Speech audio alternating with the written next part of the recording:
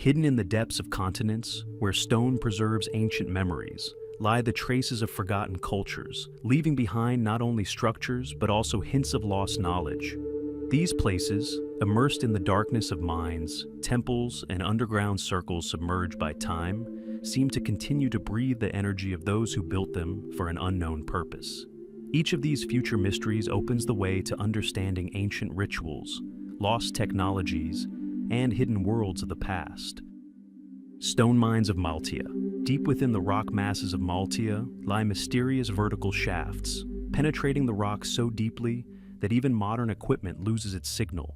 Initial investigations revealed an unusual symmetry to the walls, as if carved by tools that could not be attributed to any known ancient craft. The stone surfaces bear no familiar marks of impact, pressure, or chisel. Instead, they resemble melted and re-solidified stone, as if the builders had mastered the art of softening the rock. This oddity has given rise to numerous pseudo-scientific hypotheses, but none have been confirmed. Scientists who penetrated accessible sections of the mines discovered a layer of fine dust, unlike the sedimentary minerals of the local rocks. Analysis points to its unusual origin. The structure of the particles resembles microscopic fragments of rocks exposed to high-energy resonance. This led the researchers to believe that ancient craftsmen may have used a combination of mechanical and vibrational stoneworking techniques. If so, then the culture that created the mines possessed knowledge we typically attribute to much later civilizations. The purpose of the shafts themselves remains a major question. If they were used for ore extraction, traces of metal veins, tools, lifting systems, or supports would have been found. But there is no evidence of such activity. The shafts are too smooth, resembling architectural structures rather than functional ventilation shafts. Their layout also raises questions. They form a network that, when coordinated, forms a figure reminiscent of ancient sacred maps. Researchers who compared this with maps of other megalithic sites found a surprising coincidence. The pattern replicates the geometry of some Bronze Age sanctuaries, particularly those associated with the cult of the underworld. Even stranger is the shaft's acoustic behavior. Even a slight sound, such as the fall of a small stone, generates a prolonged hum, traveling downwards and returning in a multi-layered echo, as if from different depths simultaneously.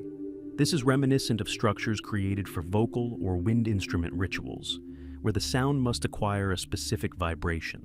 Some researchers speculate that the shafts may have been used by priests or shamans for a journey downward, not a physical one, but a spiritual one.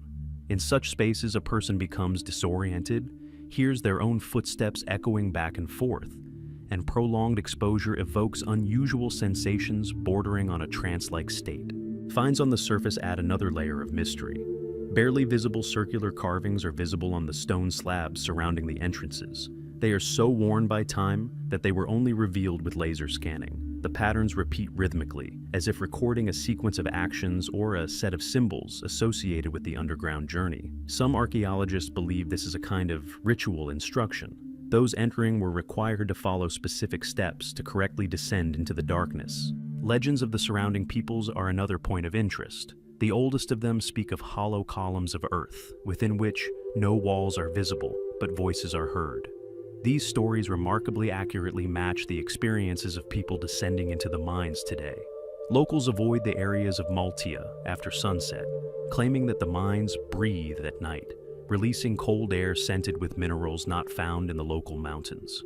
Geologists note that the temperature difference between the internal cavities and the outside environment does indeed create currents, but they have been unable to explain the eerie sound of these exhalations. There are also more controversial findings. Some expeditions reported the discovery of narrow horizontal shafts leading deeper, but when attempting to explore the chambers, the equipment stopped working. Magnetic anomalies within the shafts have been confirmed, but their nature remains unclear. The hypothesis that hidden chambers or structures may be located in the deeper levels remains unproven. However, the possibility that the structures themselves were clearly built for a specific purpose cannot be ruled out. There's a theory that the mines weren't just a ritual site, but part of a vast complex that stretched underground. They were perhaps connected by tunnels, now buried or hidden. If such a network truly existed, the culture that created it possessed incredible knowledge of geology, acoustics, and architecture. If so, Maltia would have been more than just a territory, but the center of an ancient sacred practice in which stone, sound, and depth merged into a single, mystical space. Today, scientists continue to explore the mines, slowly advancing into their depths. But each new meter brings not answers, but new questions. Maltia remains a place where physical reality and ancient mystical tradition intersect, and where the silence of the stone, like a repository of memory, still lingers in its secret. The flooded temples of the Bagan Plateau. Scattered across a high plateau, the ancient temples of Bagan once towered above the earth as sacred centers dedicated to celestial powers and water rites. Today, most of them are hidden beneath murky layers of stagnant lakes, formed by climate change and slow subsidence.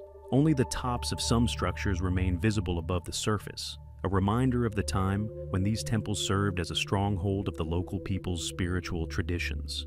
Researchers reach them in light boats, as if to a sunken city, and each time they remark on a strange sensation, as if the water isn't simply concealing the remnants of the past, but protecting them. During their dives, archaeologists discovered that the temple walls were covered with a thin layer of mineralized silt, mixed with sediments not typical of natural bodies of water on the plateau. The structure of the sediments indicates that the water here once had an artificial channel, as if the temples were specifically designed to interact with the currents.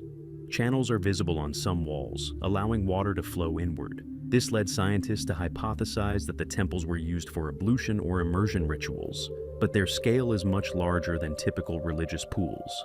The interior spaces accessible to divers showcase complex hydraulic engineering solutions. Under the floors are voids where gas bubbles accumulate, and the walls are covered with carved symbols resembling waves surrounded by circles.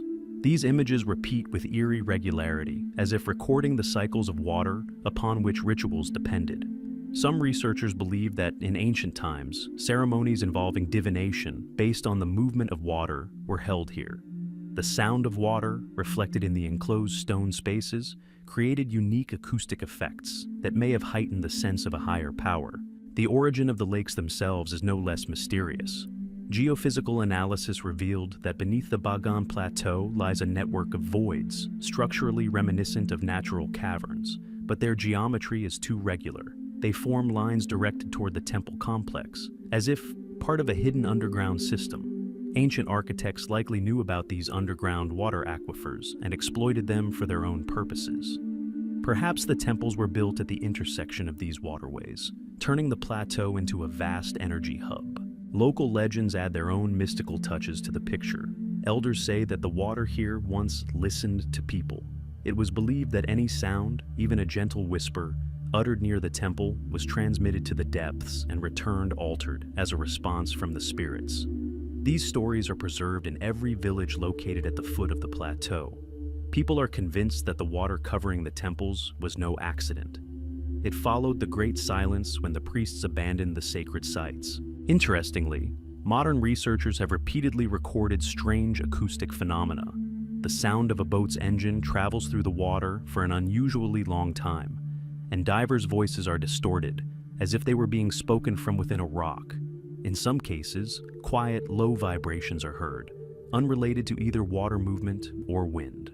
Scientists speculate that this is the result of sound waves interacting with underground caverns. However, another theory suggests that ancient resonant structures capable of capturing and transforming sound still function within the temples. One of the most enigmatic features of the complex is the Temple of Profound Light, so named for its unusual architecture. Its central chamber is located significantly below the level of the other structures. During dives, researchers have observed strange light behavior. The beams from flashlights in the water are fragmented into numerous lines that seem to follow specific trajectories. It seems as if the walls reflect light not randomly, but rather direct it to specific areas. This has led to the hypothesis that the temple contained a unique underwater device designed to record changes in the light spectrum. It was perhaps used by priests to interpret signs in nature. There is also a legend about the Great Submersion, an event that completely submerged the temples. According to legend, the priests foresaw the approach of a great celestial sign and decided to submerge the sanctuaries to protect them from destruction. Some researchers, while not rejecting the symbolic basis of the myth, believe that a sharp rise in groundwater, caused by an earthquake or tectonic shift, may have occurred in ancient times. However, the exact mechanism of the submersion remains unknown.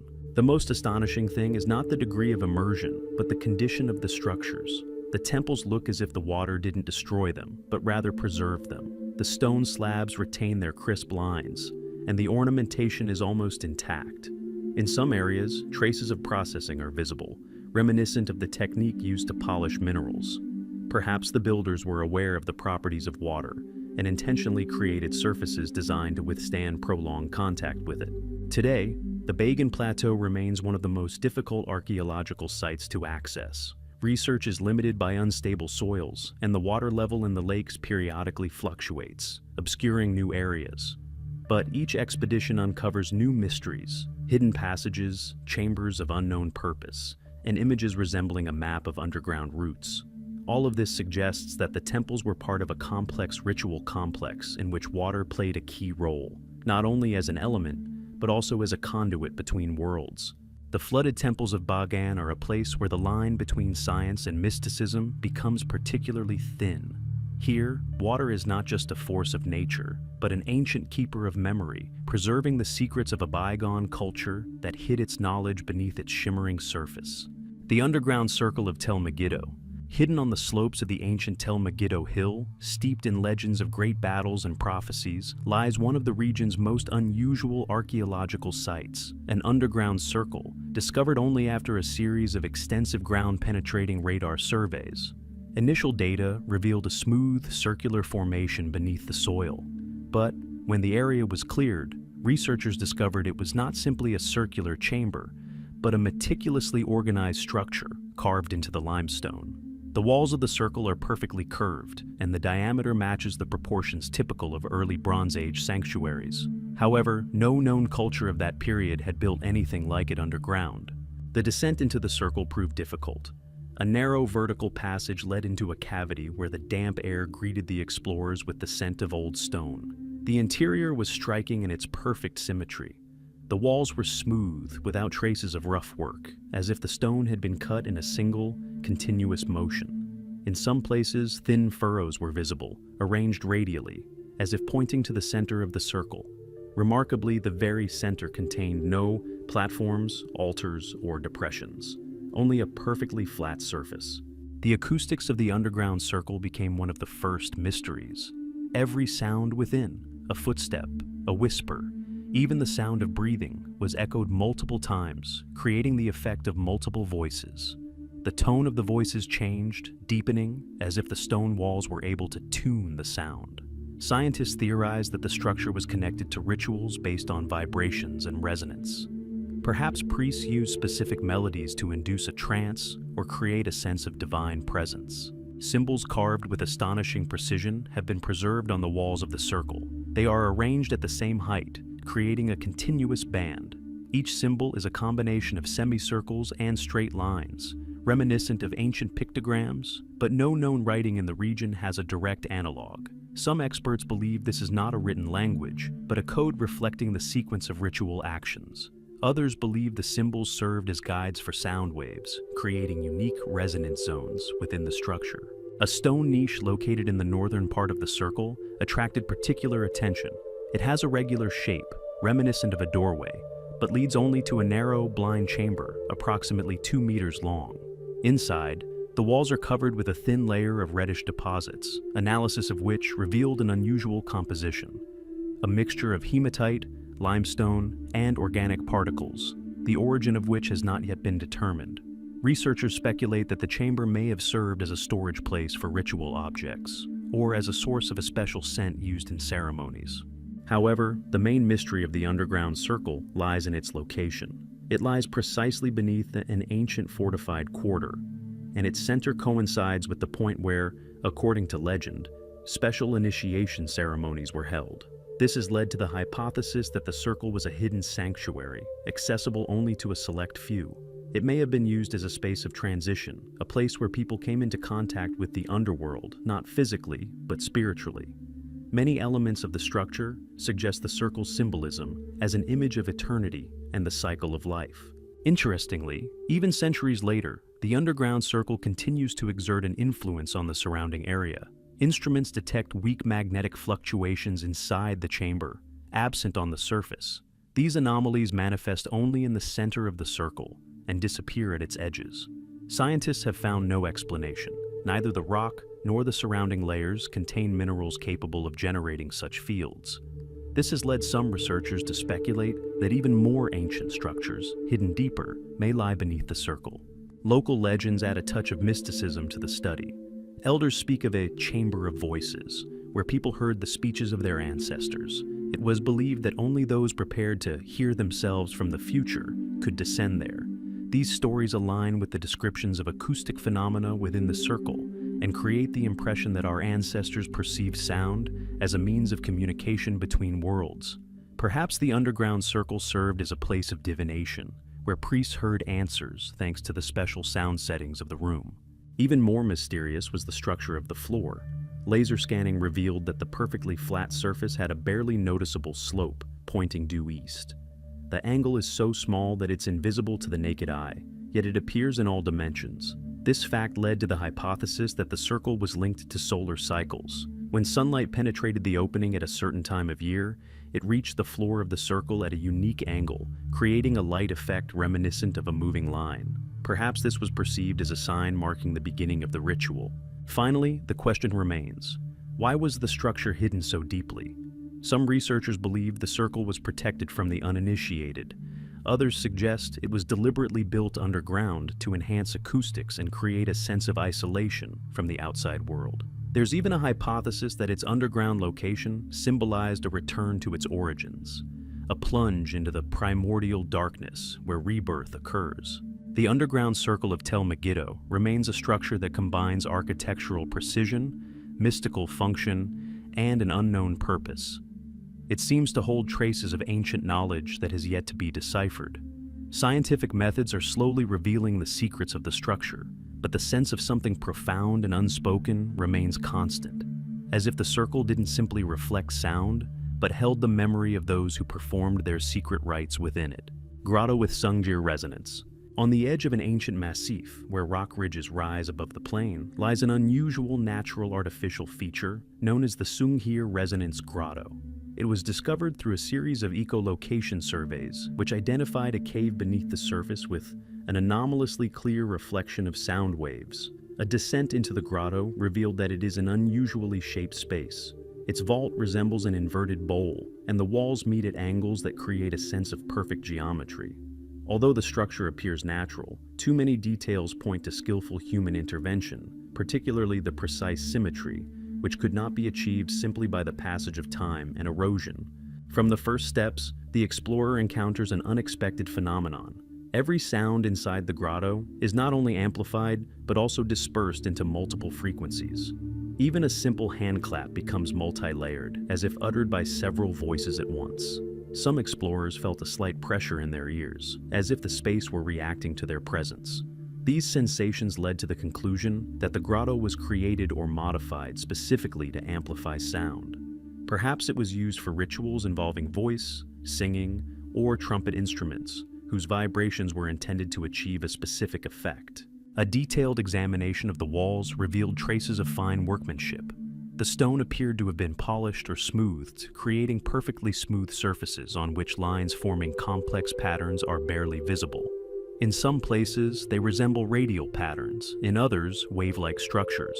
These patterns are not symbolic, at least not resembling the traditional designs of primitive cultures. Rather, they resemble conventional diagrams defining the direction of sound waves within space.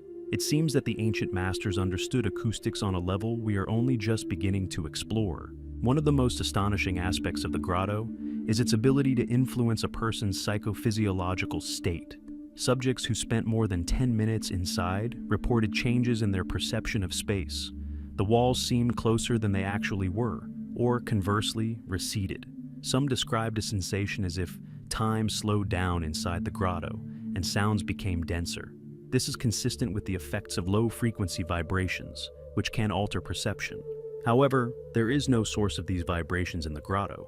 This means that the resonance of the space itself creates the conditions for unusual states. The grotto's central section is particularly striking, a circular platform approximately 3 meters in diameter, covered with fine quartz inclusions.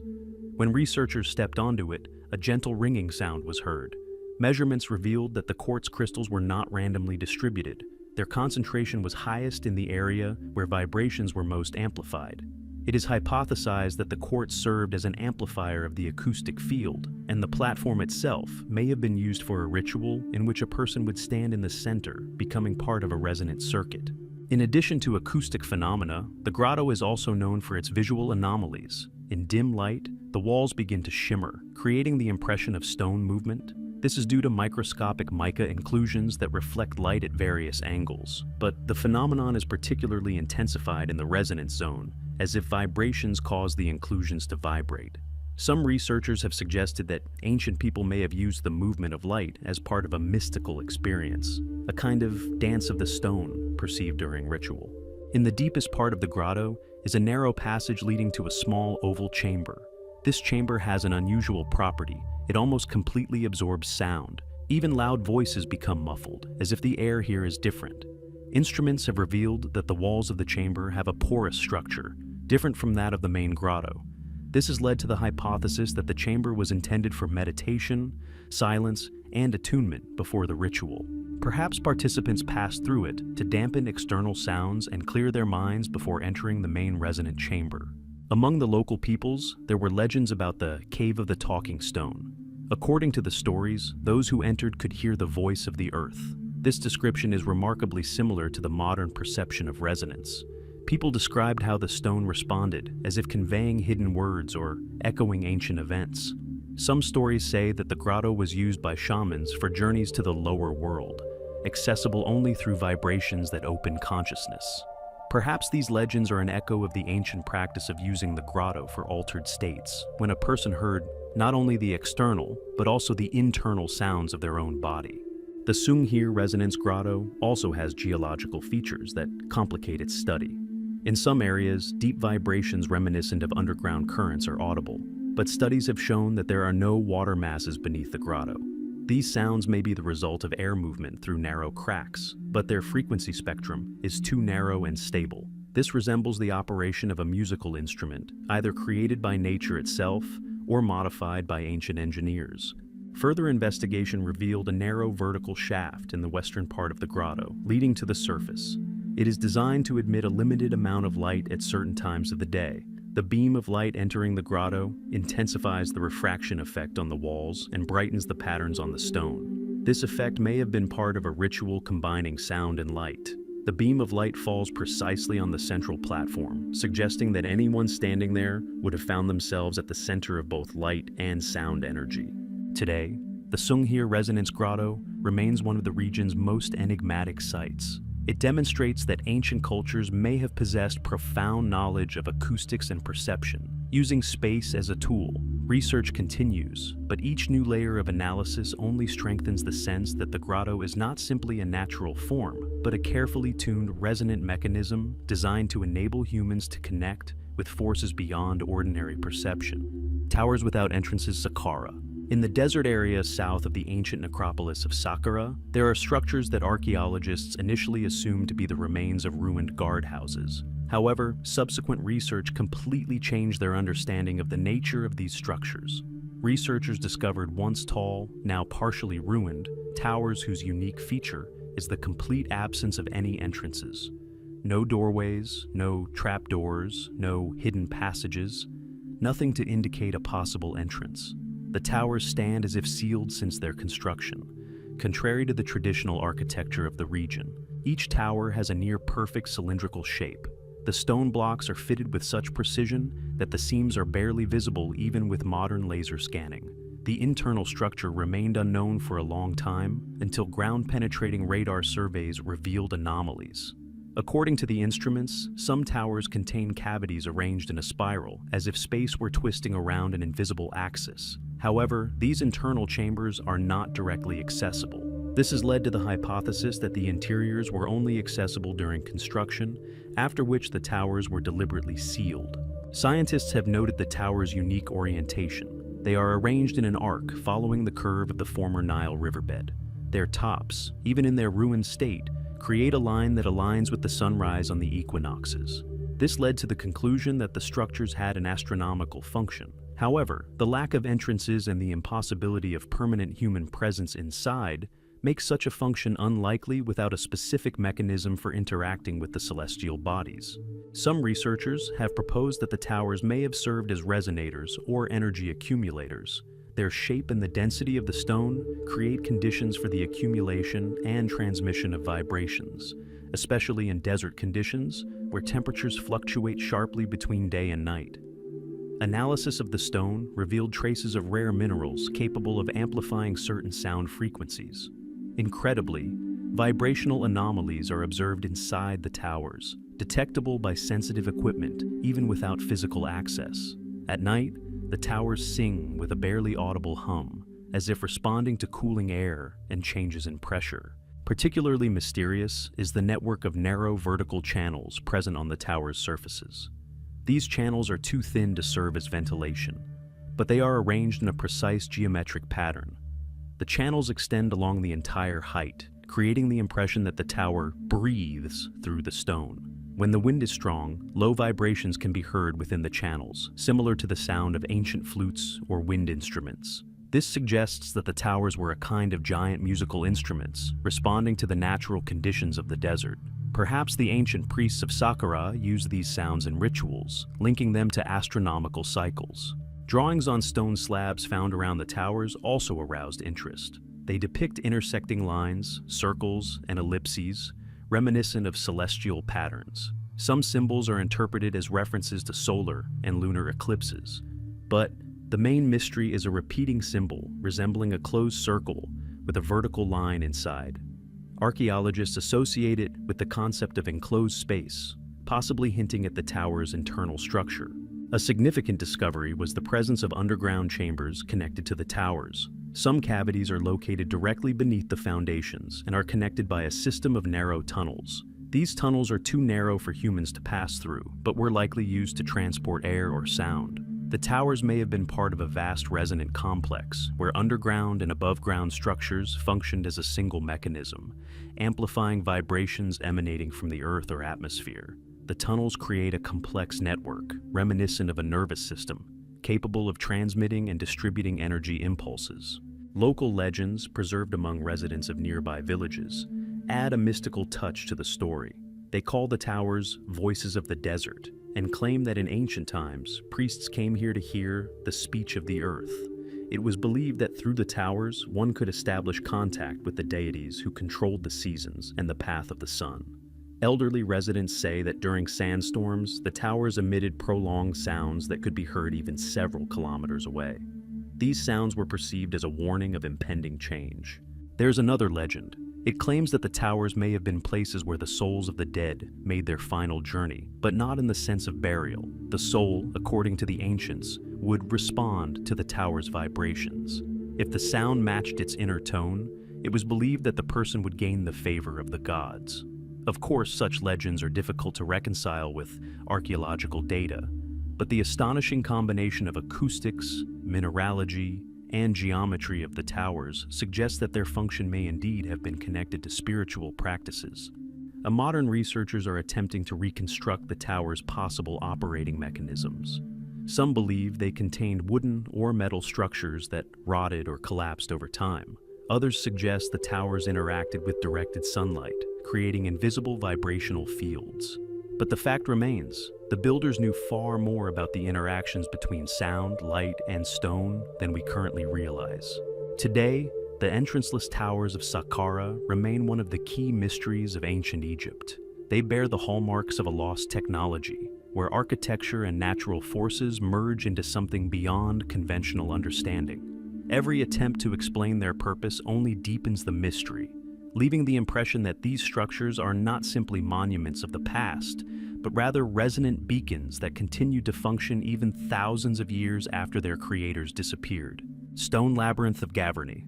On one of the windswept islands sheltered by the northern seas stands a mysterious megalithic structure, the Gavarni Labyrinth. a complex system of corridors, chambers, and carved stone blocks. Unlike many megalithic monuments, Gavrinui is concealed beneath a low earthen mound, which allowed it to remain hidden for a long time. Its discovery was a sensation. The structure proved far more complex than even experienced archaeologists could have expected. The most astonishing feature of this labyrinth is the combination of geometric precision and exquisite artistic carving, which creates the impression that it was built not as a tomb or a place of worship, but as a special space for movement, reflection, and transformation of energy. The entrance to the labyrinth is a narrow corridor that descends underground. The walls of the corridor are covered with carved patterns that appear chaotic in normal light. But at a certain moment of the day, when a ray of sunlight penetrates through a small opening in the roof, the carvings come to life. Lines, dots, and spirals begin to play with light, creating the illusion of movement. This may have been part of a ritual in which the play of light itself became the key to understanding the labyrinth's meaning. The ancient masters were obviously aware of the sun's movements and constructed the structure so that certain areas were illuminated only on specific days of the year. The interior corridors form a complex network, easy to get lost in. The turns are at angles close to the golden ratio, creating an unusual perception of space. Walking through the labyrinth feels as if the walls are pressing in, or, conversely, retreating, an effect experienced by many researchers. Perhaps the labyrinth's creators intended to evoke in visitors a special state of consciousness in which reality seems altered. Such structures are found in sanctuaries associated with rites of passage, a symbolic path through dark and light corridors leading to transformation. The central chamber of Gavrini is the heart of the labyrinth. It stands out from the other chambers due to its extraordinary acoustics. Sound within doesn't travel in a straight line, but rather twists and turns, as if following a spiral. Even a whisper returns, but altered, lower or higher, as if the chamber itself decides which frequency to amplify. This suggests that the chamber was used for rituals involving voice or musical instruments. Perhaps priests chanted or recited sacred formulas, which, through resonance, created a sense of connection with invisible forces. The carvings on the stone slabs are another secret of the labyrinth. Many of the blocks depict complex interweaving spirals, waves, and networks, reminiscent of ancient maps of energy flows. Some researchers see them as schematic representations of sound waves, while others see geometric structures associated with astronomy. It is noticeable that each design is positioned so that it can only be seen from a specific angle or in a specific light. This supports the idea that the carvings were part of an interactive ritual, and the labyrinth a unique space of shifting knowledge, revealed only to those who walked it at the right time. Some stone slabs bear unusual damage, reminiscent of heat damage. It's as if the stone melted and then cooled, preserving strange, wavy shapes. Such marks cannot be explained by simple erosion or fire. This has led to the hypothesis that ancient craftsmen may have used a technology to soften the stone. If so, then Gavrini's carved patterns were created not only by carving, but also by heat, making them sharper and more durable. The labyrinth is also connected to a network of underground water channels. Some corridors lead to small depressions in the floor, resembling bowls. During high tides, water appears in these depressions, and the labyrinth is filled with the sound of drops falling into resonant stone bowls. This creates an unusual acoustic pattern that may have been part of a ritual practice. It seems the ancient masters were aware of the relationship between sound and water movement and exploited these natural cycles to create a unique atmospheric effect. One of the most striking features of the labyrinth is its ability to influence a person's orientation. Many researchers have reported sensations of directionlessness and loss of time. Some claimed to have traveled much further inside than they actually had. This phenomenon may be due to a combination of the corridor's geometry, acoustics, and the play of light. Perhaps the labyrinth was designed to sever ties with everyday perception and induce an altered state necessary for the ritual. Local legends often refer to Gavrini as the House of the Stars. The labyrinth was believed to be connected to the heavens through a system of stone lines hidden underground. These lines, according to legend, reflected the positions of the star constellations at certain times of the year. Some archaeologists have indeed found coincidences between the alignment of the corridors and astronomical landmarks.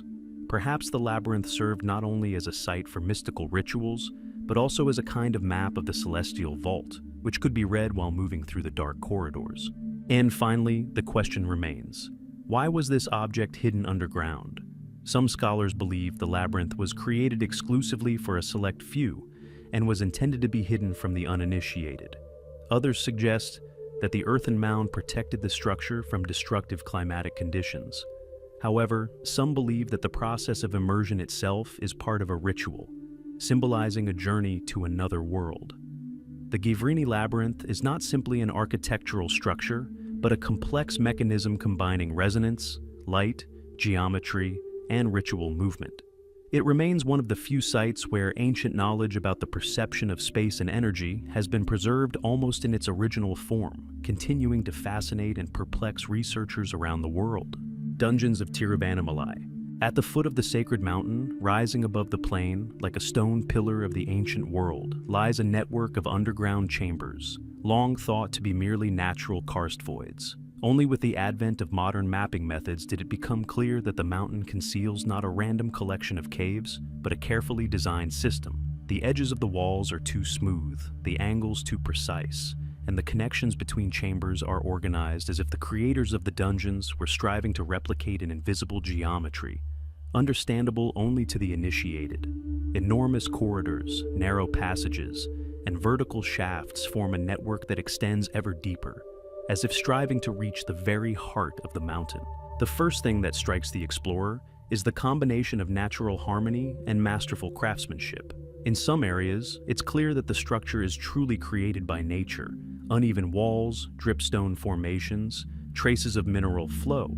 But these natural fragments seem carefully integrated into a larger, artificial plan. Ancient craftsmen clearly used the natural cavities as a foundation, expanding and connecting them into a unified network while preserving their natural beauty. This creates the impression that the underground caves did not destroy nature, but rather interacted with it. One of the central mysteries of Tiruvanamalai is the so-called breathing chamber. This rounded room has unusual acoustics. Every sound here is transformed into a pulsating vibration. When a person speaks, their voice seems multi-layered, as if several voices were simultaneously present in the room, past, present, and future. Instruments detect unusual infrasound vibrations in the room, which persist even when people are absent. Some researchers believe the chamber may be connected to underground air currents, but this explanation does not explain the regularity of the vibrations. The underground corridors of Tiruvanamalai have a strange effect of narrowing perception. A person can walk along a wide corridor but feel it's too narrow, or, conversely, a narrow passage feels spacious. This is due to the special distribution of light. Ancient masters created small openings in the walls through which daylight filters in, but it is reflected in such a way that the space is distorted.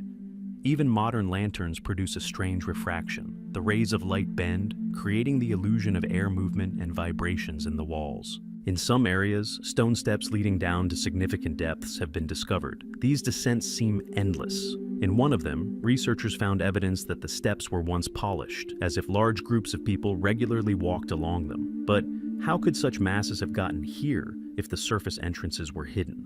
This remains a mystery. Some speculate that the entrances may have been located in areas that are now obscured by landslides or have disappeared entirely. The stone gallery of signs deserves special attention. It's a long, almost straight corridor, the walls of which are covered in carvings.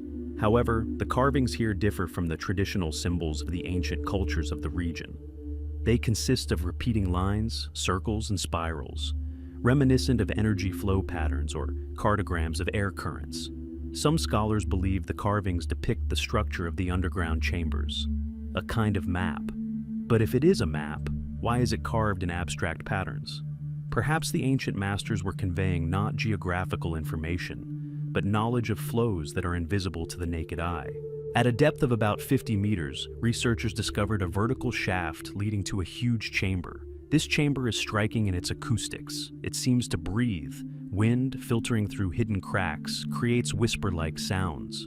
Some expedition members claim to hear actual voices, as if someone were speaking just below hearing level. This strangeness gave rise to legends that the dungeon served as a place for communicating with ancestral spirits or subterranean gods. Another mysterious structure is the Chamber of Reflections. This chamber is coated with minerals resembling mica. When illuminated by a torch or lantern, the walls shimmer, creating the illusion of multiple reflections. However, the reflections do not align with a person's movements. Sometimes the reflection lingers, and at other times it seems as if someone else is in the chamber. This has given rise to numerous mystical interpretations. Some believe the chamber served as a site for visions, ritual observation of images emerging from the interplay of light and shadow. Perhaps ancient priests used it to seek answers or prophecies. But perhaps the strangest element of the dungeons are the narrow passages leading to places where, logically, nothing should be. One such passage ends in a sharp drop, beyond which lies a vast, dark void. Laser scanning has revealed that beneath the drop lies a gigantic chamber, the size of which exceeds all known artificial underground structures in the region. What lies below is unknown. Attempts to descend have failed due to the instability of the stone. Some believe this is the central chamber of the entire complex, possibly its sanctuary. Legends of Tiruvannamalai have been passed down for centuries. Locals tell of sages who lived inside the mountain, where time flowed differently. Some legends claim the mountain holds the Earth's energy, others that it is a transition point between worlds. Some tales describe the underground caves as the body of the mountain, where each corridor is an energy channel, and each chamber an organ with a specific function. From an esoteric perspective, the mountain could be a gigantic energy system, created not by humans but by nature itself, but perfected by human hands. Modern research continues, but its pace is slowed by the complex structure and limited access. Each new section of the dungeons reveals new mysteries. Some chambers appear to have been designed for acoustic rituals, others for light phenomena, and still others for meditation in complete silence. Perhaps the Tiruvannamalai dungeons were not a single structure, but an entire school of ancient knowledge. Here, people learned to listen to the earth, see the darkness, and find their way within. The dungeons remain a silent but powerful reminder that ancient cultures understood the depths of space far better than we can imagine. Ritual pits of Dilmun. Mysterious ritual pits, circular depressions in the ground, lined with carefully fitted stone slabs, have been discovered in the ancient kingdom of Dilmun, which many researchers associate with the earliest centers of civilization in the Middle East. These structures are found throughout the former kingdom, but are especially numerous in coastal areas where ancient trade routes once passed. At first glance, the pits appear to be ordinary storage or sacrificial pits, but detailed examination revealed numerous features that place them in a unique position among the region's archaeological sites. The main feature of the ritual pits is their remarkable uniformity. Regardless of the distance between them, each pit is almost perfectly circular. Diameters vary by only a few centimeters, as if the ancient craftsmen used a single standard of measurement. The inner walls are made of stone, polished to an unusual smoothness. Some slabs display barely noticeable concentric lines, as if made by a tool capable of leaving fine, almost microscopic cuts. Scientists still cannot definitively determine how such cuts were made in an era when metal tools were in their infancy. Even more surprising was the arrangement of the pits. Satellite images revealed that many of them formed complex geometric shapes, from perfect triangles to large circles echoing astronomical constellations. This led to the hypothesis that the pits were used as part of a ritual map, allowing priests to determine the timing of rituals, track the movements of celestial bodies, or observe seasonal changes. Some researchers suggest that the pits served as a kind of gateway for ritual interaction with the sky, and the arrangement of the stone circles was key to understanding cosmic cycles. At the bottom of several pits, archaeologists found remains of ash, animal bones, and unusual mineral inclusions. This suggests that the pits were used for ritual purposes involving fire and sacrifice. However, most of the pits show no signs of use, raising even more questions. Why were some pits actively used, while others remained empty? Perhaps they served different functions. Some were used on specific days of the year, others for special rituals accessible only to a select few. An interesting phenomenon concerns the sound inside the pits. When researchers lowered sound instruments into the depressions, they noticed that the sound inside behaved unusually. The instruments recorded an echo that returned with a delay and changed frequency. This suggests that the shape and interior material of the pits created a unique resonant effect. The ancients may have used this effect in rituals involving voice or music. Perhaps priests recited sacred formulas while standing at the edges of the pits, and the reverberating sound created a sense of the presence of divine forces. The so-called double pits, pairs of depressions located a short distance apart and connected by a narrow channel, are particularly noteworthy. These structures are rare, but each time they are discovered, they are striking in their complexity.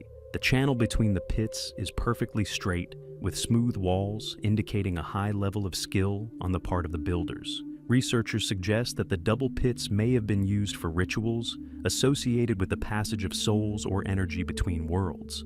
One pit may have symbolized the world of the living, the other the world of the dead, with the channel serving as a transitional space. Local legends refer to ritual pits as wells of the gods. Ancient myths mention that the deities of Dilmun descended into the pits during major festivals to participate in rituals alongside the people.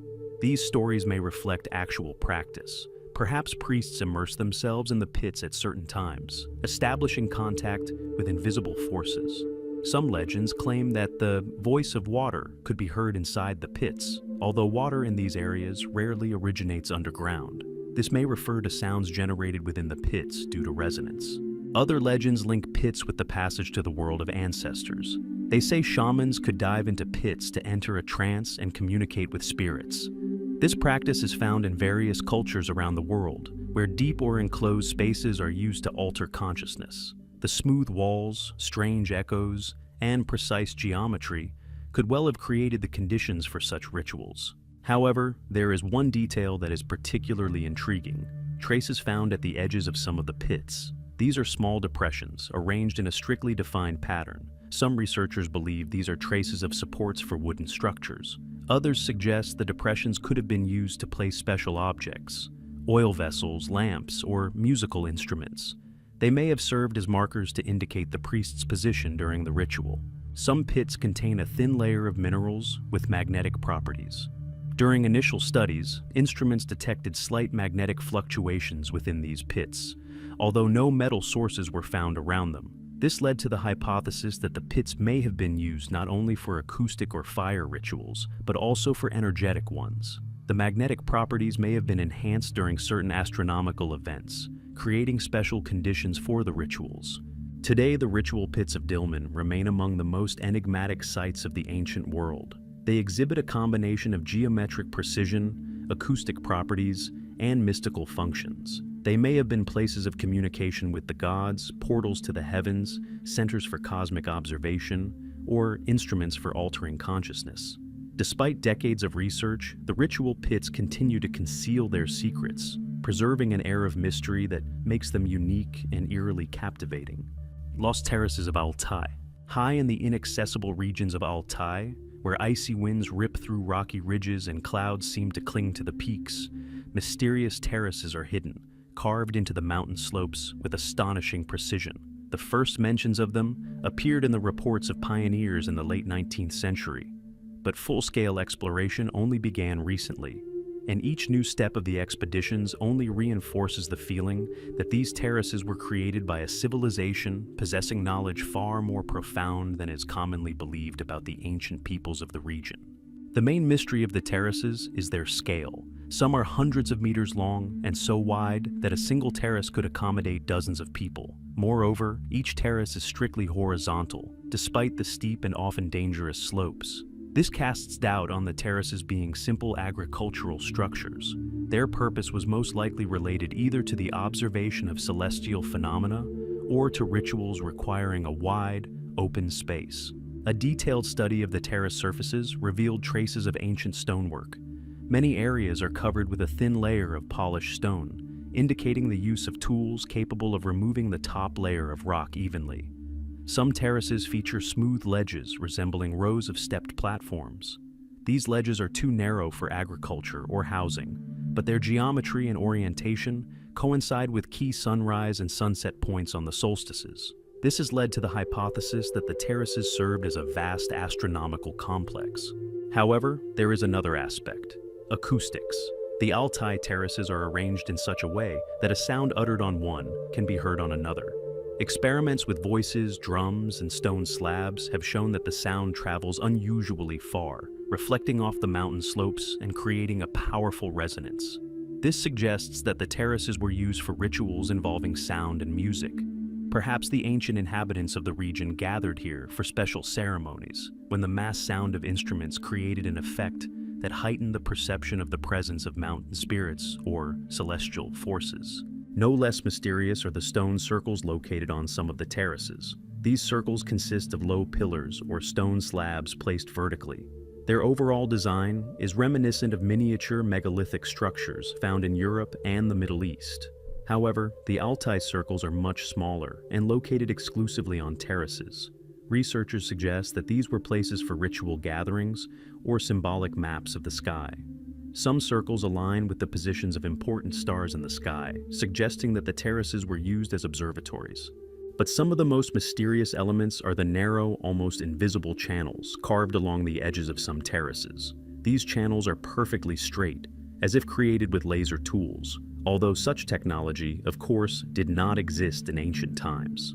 They run along the entire perimeter of the terraces, sometimes turning at a 90-degree angle. The exact purpose of these channels is unknown. Some researchers believe they were part of a water system that collected rainwater. But given the dry climate of the highlands, this hypothesis seems tenuous. Others suggest that the channels played a symbolic role or served to distribute light at certain times of the day. Local legends also play a significant role. Elders speak of meeting places of heaven and earth located high in the mountains. These places are described as vast platforms where shamans performed rituals, invoking the spirits of the mountains, wind, and sun. Some stories say that during rituals, strange luminous beings, guardians of the mountains, appeared on the terraces. Perhaps these legends reflect actual light phenomena created by the combination of altitude, thin air, and the play of light on rocks. Some researchers have noted unusual magnetic anomalies recorded on several terraces. Magnetometers show significant deviations that cannot be explained by the composition of the stone. This has led to the bold hypothesis that the terraces may have been located on geomagnetic lines or nodes of power. Such alignments may have been known to ancient people who used the energetic properties of the site for their rituals. Magnetic anomalies can influence perception and consciousness, which explains some of the strange descriptions left by participants in modern expeditions. Another detail that has raised questions is the traces of human presence found near the terraces. In some areas, remains of stone tools, ceramic shards, and even fragments of jewelry were discovered. This suggests that the terraces were not abandoned immediately after their construction. People returned to the site over the centuries. However, no trace of a permanent settlement has been found nearby, reinforcing the idea that the terraces were used exclusively for ritual purposes. The most mysterious aspect of the lost terraces of Altai is their precise location. Some groups of terraces form a gigantic line stretching for many kilometers, and this line coincides with the ancient migration routes of local tribes. Perhaps the terraces served as beacons or landmarks, guiding travelers. Other terraces are arranged in the form of signs visible only from above. Whether this represents an ancient signaling system, a map of celestial bodies, or symbols intended for the gods remains a mystery. Today, the Altai terraces continue to be explored, but each expedition faces the same challenges: poor access, the threat of avalanches, and a lack of data. However, one thing is clear: these structures were part of a complex system of ancient knowledge, encompassing astronomy, geometry, acoustics, and likely spiritual practices. The terraces remain a silent reminder that the ancient inhabitants of Altai knew far more than we realize, and their legacy remains hidden among the rocks, winds, and clouds of the high mountains. Stone niches of Lipinski Vir. On the narrow rocky bank of a great river, where the current has carved curves and ledges in the limestone cliffs for centuries, lies one of Europe's most enigmatic archaeological complexes, Lipinski Vir. This area has long been known as the center of an ancient culture that left behind unique geometric structures, unusual anthropomorphic sculptures, and stone platforms of unknown purpose. But among all these objects, a special place is occupied by the stone niches, indentations carved into sheer cliffs that remain one of the region's most poorly understood mysteries. At first glance, they appear as small semicircular depressions, but upon closer examination, it becomes clear. Before us lies a complex system, created not by nature, but by the skilled hands of ancient craftsmen. The main mystery of the niches is their arrangement. They form a system of levels that seems to echo the rhythm of the river. Some niches are located almost at the water's edge, while others are high on cliffs, accessible today only with climbing equipment. This suggests that the water level was different in the past. But even so, the question remains, what were these multi-tiered structures for? The niches do not appear to be storage or burial structures. They are too small and inconvenient for that. Rather, they resemble places for placing special objects or candles, although no traces of soot were found in them. Upon careful examination of the interior surfaces of the niches, researchers discovered thin, almost imperceptible lines, traces of stone processing. These lines do not form fully formed designs, but create a rhythmic structure reminiscent of vibrational patterns on the surface of water.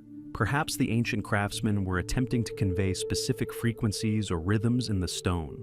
Some modern scholars suggest that the niches may have been used in acoustic rituals.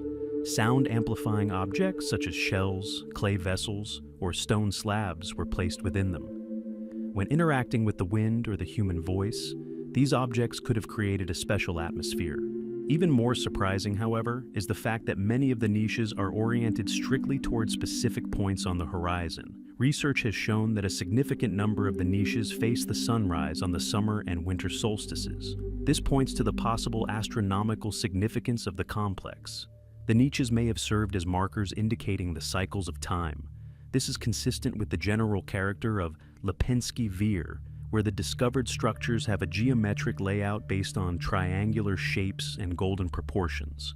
The size of the niches is also intriguing. They are surprisingly standardized. Most are the same width and depth, differing only in the angle of their inclination or the height at which they are placed. This uniformity rules out chance. It seems as if the niches were part of a single system, each fulfilling a specific role. Perhaps they served as tuning points, a kind of calibrator for the ancient calendar. At certain times of the year, sunlight could enter the niches at a specific angle, creating a light signal. But if the niches truly had an astronomical purpose, why were they located in such an inaccessible place? Some researchers believe that ancient people perceived the rock as a living being, a mediator between earth and sky.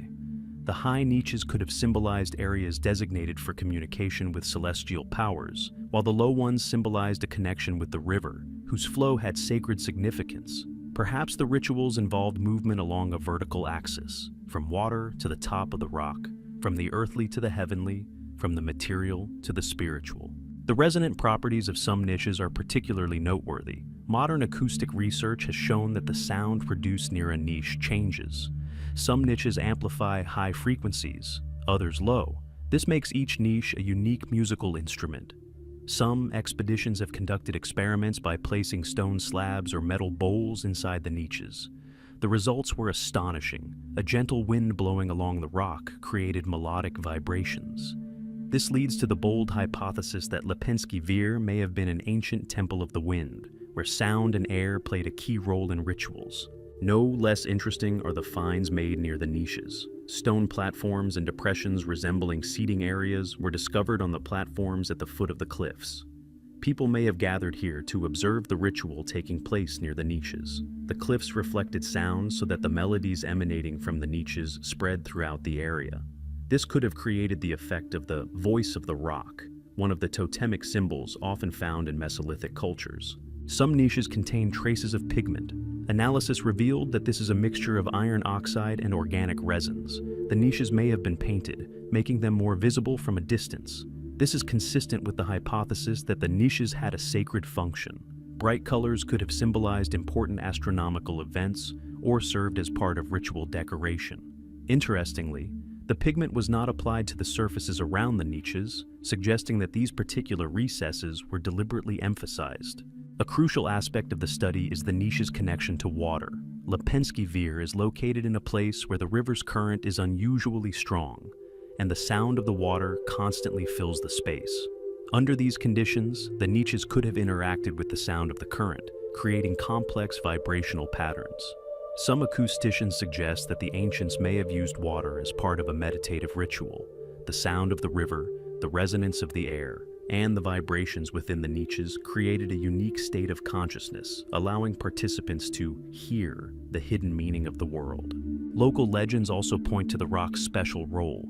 Some traditions say that Lepenski Vir is the place where the rock speaks. These words remarkably echo the acoustic properties of the niches. Perhaps the ancients truly perceived the niches as the mouth of the rock, through which spirits could impart advice or warnings. One myth says that on the winter solstice, the rock sings, an event associated with the renewal of the world. Modern research continues to uncover new aspects of this enigmatic complex. Laser scanning has revealed hidden niches completely buried by sand and rock, suggesting the existence of a more extensive network than previously thought. The niches may have formed a code that had to be deciphered by moving along the rock in a specific sequence. Such a ritual could have had profound symbolic meaning, reflecting ancient beliefs about the cycles of time, nature, and the human connection with the spirit world. The stone niches of Lepenski Vir remain one of the most astonishing mysteries of ancient Europe. They demonstrate that ancient cultures possessed not only practical knowledge, but also a profound sensitivity to the natural world around them, to light, sound, water, and form. These niches are like frozen musical notes on a stone score, still awaiting a researcher capable of hearing the melody created millennia ago. The sand-covered temples of Meroe. On the edge of ancient Nubia, hidden among endless dunes stretching to the horizon, are the temples of Meroe, once majestic sanctuaries of the kingdom of Kush. Today, they are almost completely buried under sand. Only the tops of columns and fragments of walls rise above the dunes, like remnants of a vanished civilization. But beneath the layer of sand lies much more than meets the eye. Meroe has always been considered one of the centers of religious architecture in ancient Sudan, but the scale of the temple's underground sections was only revealed by recent geophysical surveys. The temples turned out to be multi-level complexes, in which the above-ground structures served merely as symbolic entrances to vast subterranean spaces. The temple's main feature is their unusual orientation. Many of them face not east, like most sanctuaries in the region, but due south. This surprised scholars, as a southern orientation is rare in ancient religious architecture. However, analysis revealed that south is the direction of ancient roads leading to mysterious desert oases, now long gone. Perhaps the temples were associated with rituals dedicated to travel, passage, or spiritual navigation. Ancient texts from the kingdom of Kush mention paths of the sun, which connected the world of the living with the world of the ancestors, and some researchers believe these paths are reflected in the temple's orientation.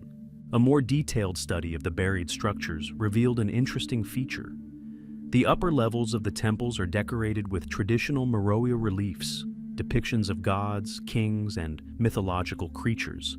But the deeper the layers, the more abstract the carvings become. Some slabs display only geometric patterns, waves, zigzags, and circles.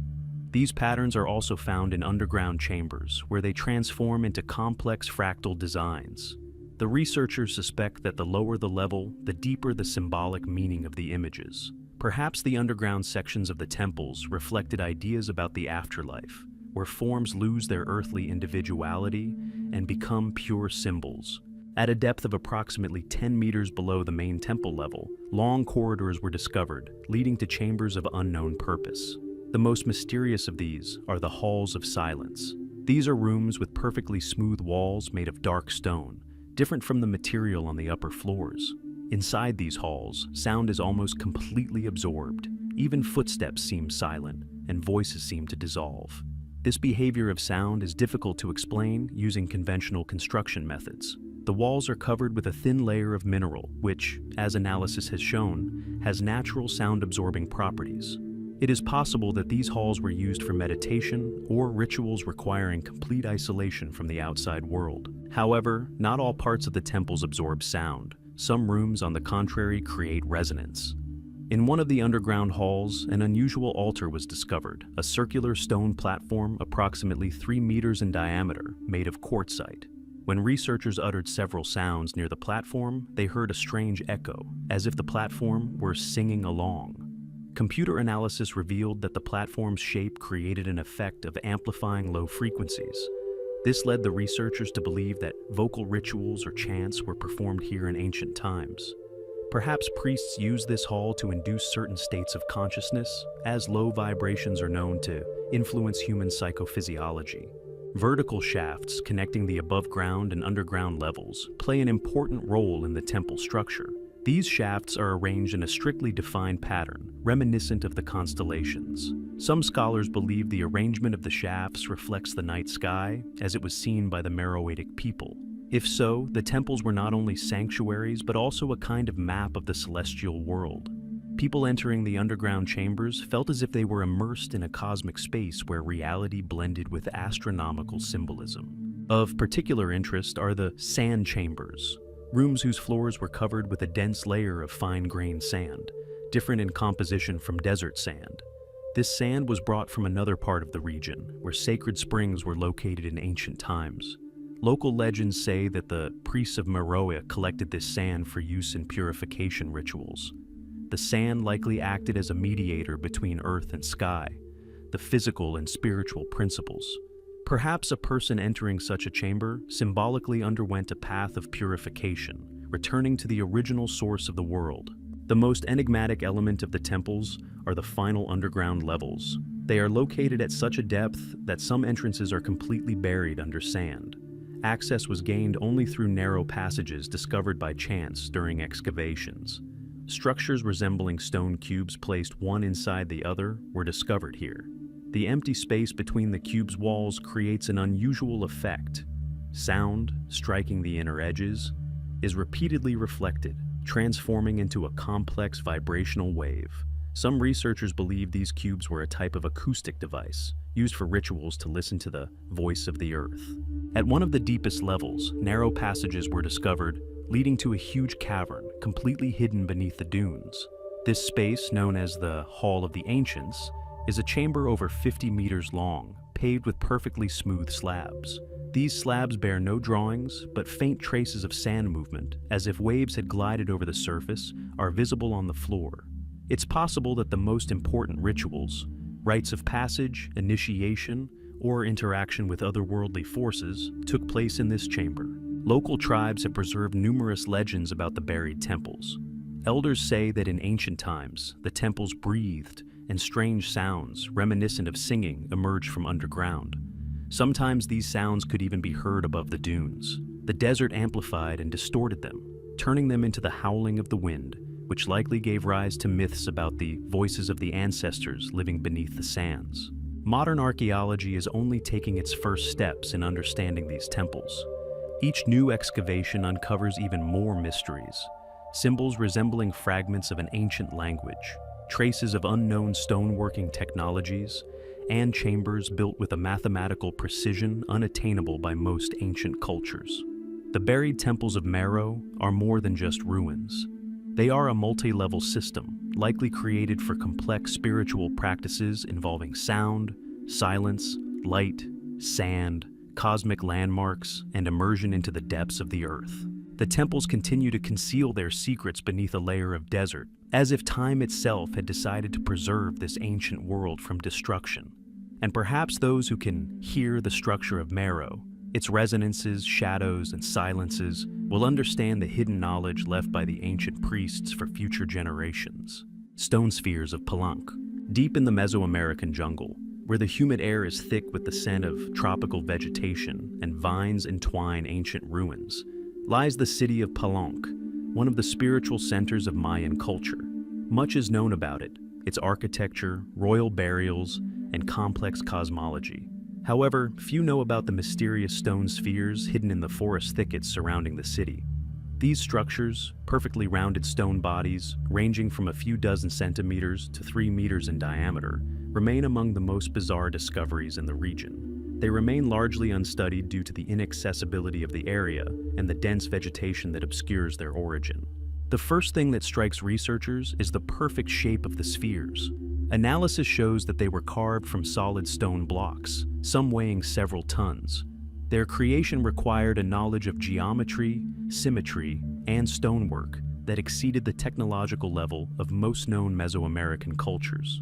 Moreover, many of the spheres are located in difficult-to-reach places, on steep slopes, at the foot of crevices, in dense jungle. This suggests that their placement was not random and had a profound meaning for their creators. Some spheres are arranged in lines, others form triangles and squares, and still others appear to be deliberately scattered. However, satellite imagery shows that this scattering is only apparent. At large scales, the spheres form large geometric shapes that align with astronomical landmarks. For example, several spheres are perfectly aligned with the winter solstice, while others are aligned with the position of Venus on specific days of the year. This suggests that the spheres served as part of a vast astronomical system or ritual calendar. However, the sphere's functions may not have been solely astronomical. Some archaeologists believe they played an acoustic role. Experiments conducted in the jungle revealed that sound reflected from a sphere travels along a specific trajectory, creating the sensation of a sound dome. Standing at a specific point between two spheres, a researcher could hear sounds as if they were emanating from deep within the earth or from the treetops. This suggests that the spheres were part of rituals involving voice, music, or shamanic practices. The spheres located near water sources are particularly interesting. The sound of falling water striking the sphere's surfaces creates low vibrations that spread throughout the earth. This is reminiscent of the well-known Mayan practices of using water as a conductor of spiritual energy. Perhaps the spheres were used to amplify natural sounds, transforming the sound of water, wind, or rain into part of a sacred rite. Some niches near the spheres indicate that wooden or stone instruments may have been placed nearby, further enhancing the acoustic effect. But it's not just the sound that makes these spheres unique. Some of them are covered with finely carved symbols, reminiscent of the pictograms used by the Maya to represent cosmic cycles, the elements, and spirits. However, the carving style differs from classic Mayan writing. It's simpler, yet more precise. Researchers speculate that these symbols weren't intended for everyday reading, but rather had ritual significance. They may have been symbols activated only under certain conditions, by a particular moon phase, at a specific angle, or during a ritual. One of the most mysterious spheres is located at the base of an ancient temple, long since destroyed by time and tropical vegetation. This sphere has a perfectly smooth surface, and unlike the others, it is not covered in carvings. When researchers first attempted to measure its weight, they discovered that it was much lighter than expected, given its size and material density.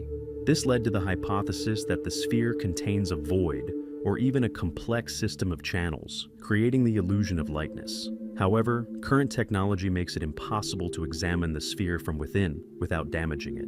Locals call these spheres the eyes of the earth. Legends say they were created by ancient priests to preserve knowledge about the movements of the stars and the behavior of the elements.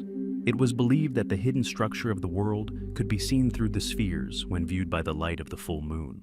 Some shamans of nearby tribes claim that on certain nights the spheres glow, perhaps an optical effect caused by dew and the tropical light of the moon. But legends attribute mystical significance to it. Another hypothesis holds that the stone spheres may have served as a kind of transitional marker. Mayan myths mention the souls of the dead passing through circles of the earth, different levels of the world represented by spheres. Palenque, as a spiritual center, may have been the place where this myth was transformed into ritual. The spheres symbolize different stages of transition, and people pass between them to establish a connection with the afterlife. Some spheres are located in areas that today appear completely impassable. However, analysis of ancient vegetation suggests that these areas may have been more open thousands of years ago. Perhaps the spheres served as landmarks, helping people navigate the dense forest environment, or were part of a navigation system, pointing the way to sacred sites. Modern research continues, but many areas remain inaccessible due to the difficulties of travel in the tropical forest. Nevertheless, more and more scientists are leaning toward the idea that the Palenque stone spheres are not just artifacts, but part of a vast spiritual navigational system that encompasses astronomy, acoustics, mythology, and human interaction with nature. These enigmatic structures continue to excite the imagination of researchers, as if beckoning them to decipher an ancient code hidden among the roots, vines, and whispers of the jungle. Deep wells of Arkham.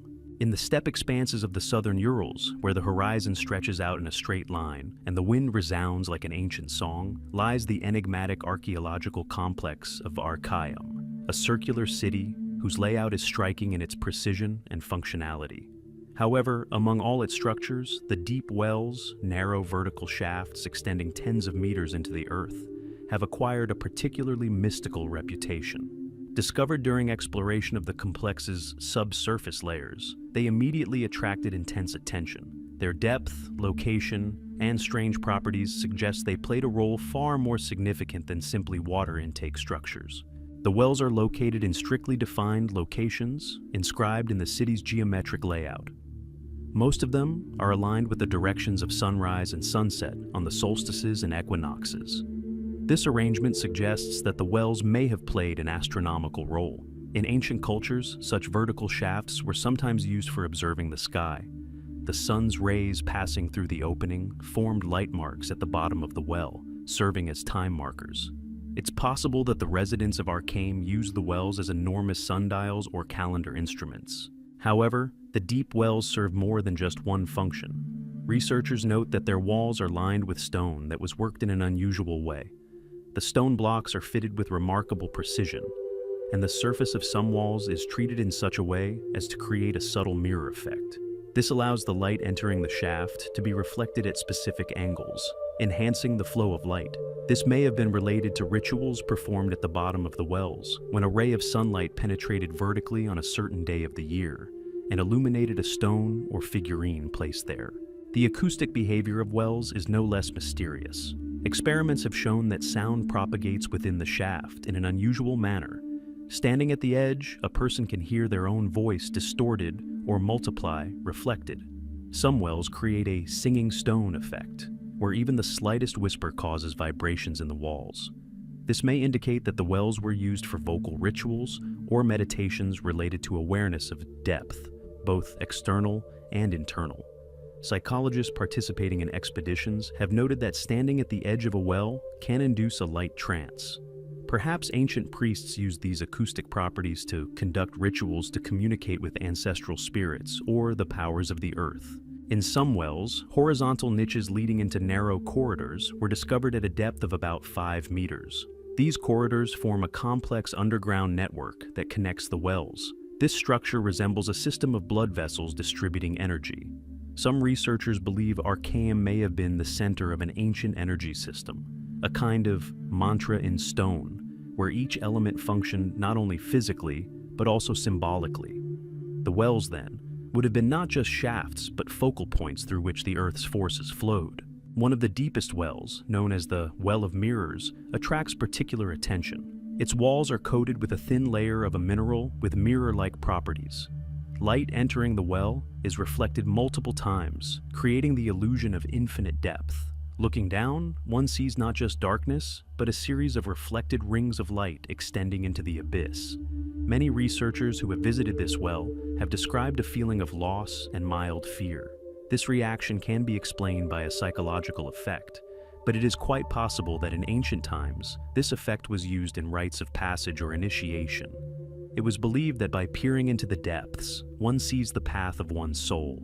Interestingly, stone slabs bearing traces of small depressions arranged in a regular pattern were found near the wells. These depressions may have served as stands for vessels containing water, oil, or other ritual liquids. During ceremonies, liquids could be poured into the wells, creating sound and light effects. In some cultures, such practices were used to please the spirits of the earth. Water or oil symbolically fed the earth and strengthened the connection between humans and nature. Some wells show traces of thermal influence on their walls. The stone in these areas is slightly molten, which is difficult to explain using traditional techniques. This has sparked the interest of scientists. Perhaps the ancients used fire or highly heated air in renewal rituals. Heating the walls and then cooling them would have created cracks, resonant zones, or restructured the minerals, altering the well's acoustics. This leads to the hypothesis that the wells may have been altered during rituals, as if they were being tuned like a musical instrument. Local legends confirm that the wells held sacred significance. Some traditions say that the wells were the eyes of the earth, looking up to the heavens. Others say that the spirits of ancestors could rise to the surface through them. Elders said that during the summer solstice, the earth sings from the depths of the wells. Modern researchers have indeed recorded strange low-frequency sounds near some shafts, which could be caused by air movement. but locals believe it is the voice of the earth.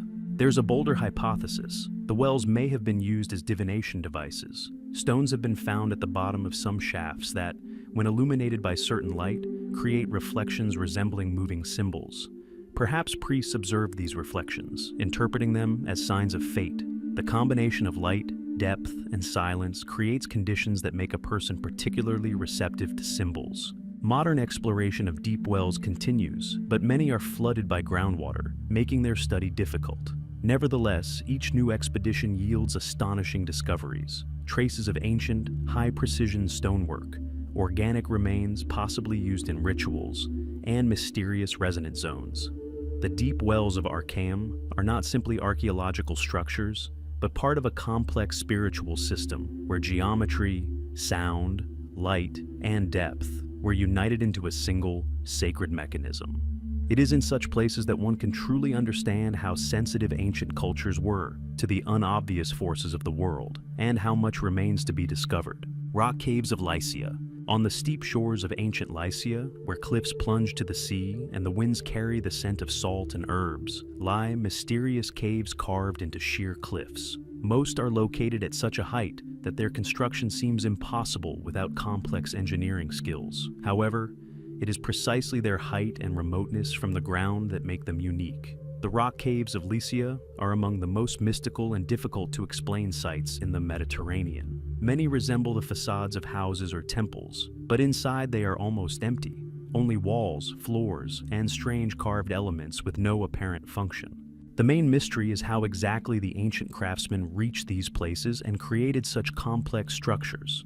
Some caves are located at an altitude of over 50 meters, with no visible signs of ascent, no paths, stairs, or ledges. It seems the builders possessed climbing technology, or used structures that have completely disappeared over time. This raises numerous questions about construction methods and the reasons for choosing such inaccessible locations. However, the most striking feature is the cave's interior. There are no traces of everyday life. No fire pits, no burials, no household items. Instead, perfectly smooth surfaces, sometimes decorated with fine carvings, were discovered inside. Some walls feature geometric symbols, repeated from cave to cave.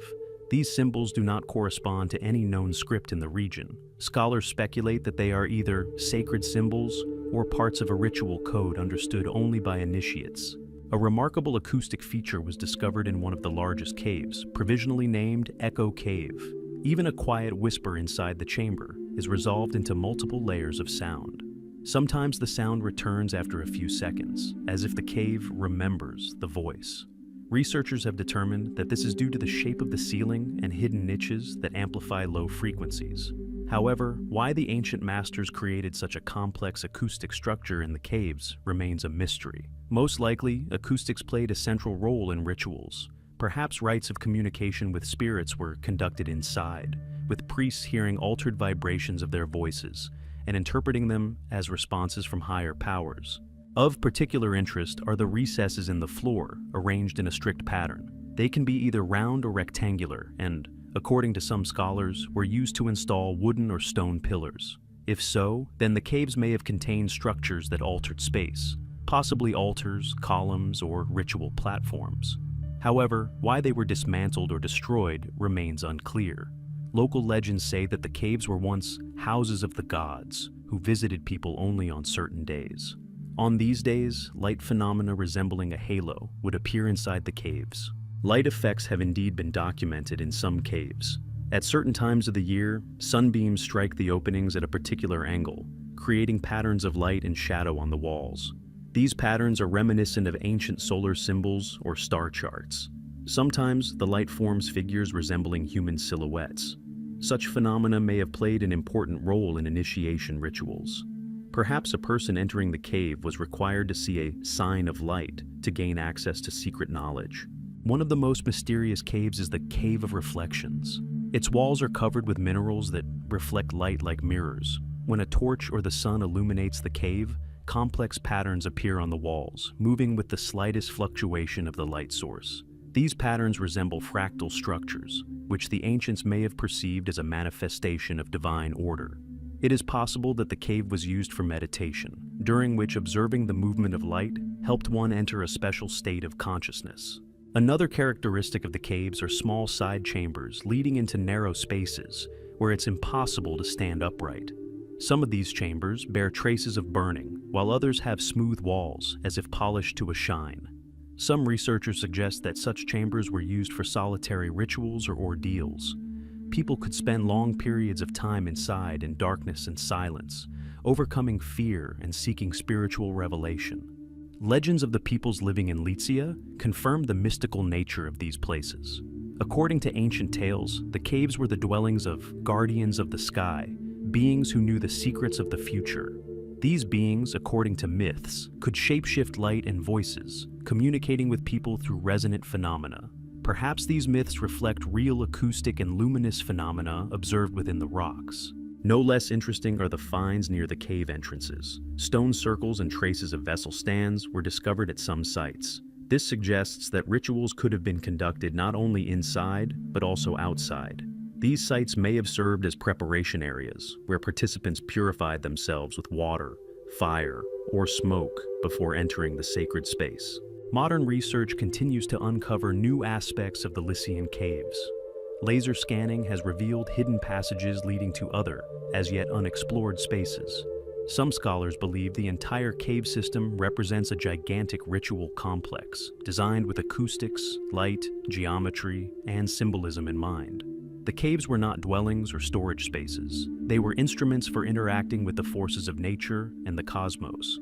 This is precisely where their mystical power lies. They compel one to hear the voice of stone, see the language of light, and comprehend the depths of ancient wisdom that has yet to be fully revealed. Underground square chambers of Tara, hidden in the hills of Tara, the ancient spiritual center of the Western lands, are strange underground chambers that archaeologists call unique not only for their shape, but also for the incredible precision of their execution.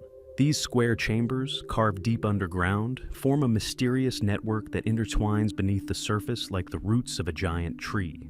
Their origin is unknown. None of the known cultures of the region left descriptions or symbols that could explain the purpose of these chambers. But each new expedition confirms, before us lies a legacy created according to a deliberate plan, the logic of which remains a mystery. The chamber's main feature is their perfect geometry. Their walls are strictly vertical, the angles are precise, and the ceilings have a smooth surface without signs of rough work. The stone used to construct the chambers differs in density and structure from the surrounding rock. It appears that the builders either knew how to select the appropriate layers or brought in stone from outside, which is surprising in itself, given the depth of the underground complex. Some chambers are located at a depth of over 20 meters and are accessible only through narrow vertical shafts. These shafts have perfectly smooth walls, indicating the use of technology that allowed for the processing of stone with astonishing precision. An unusual silence reigns within the chambers. Even the sound of footsteps is muffled, as if the walls absorb vibrations. This has led researchers to believe that the chambers may have been used for meditative practices or rituals involving isolation from the outside world.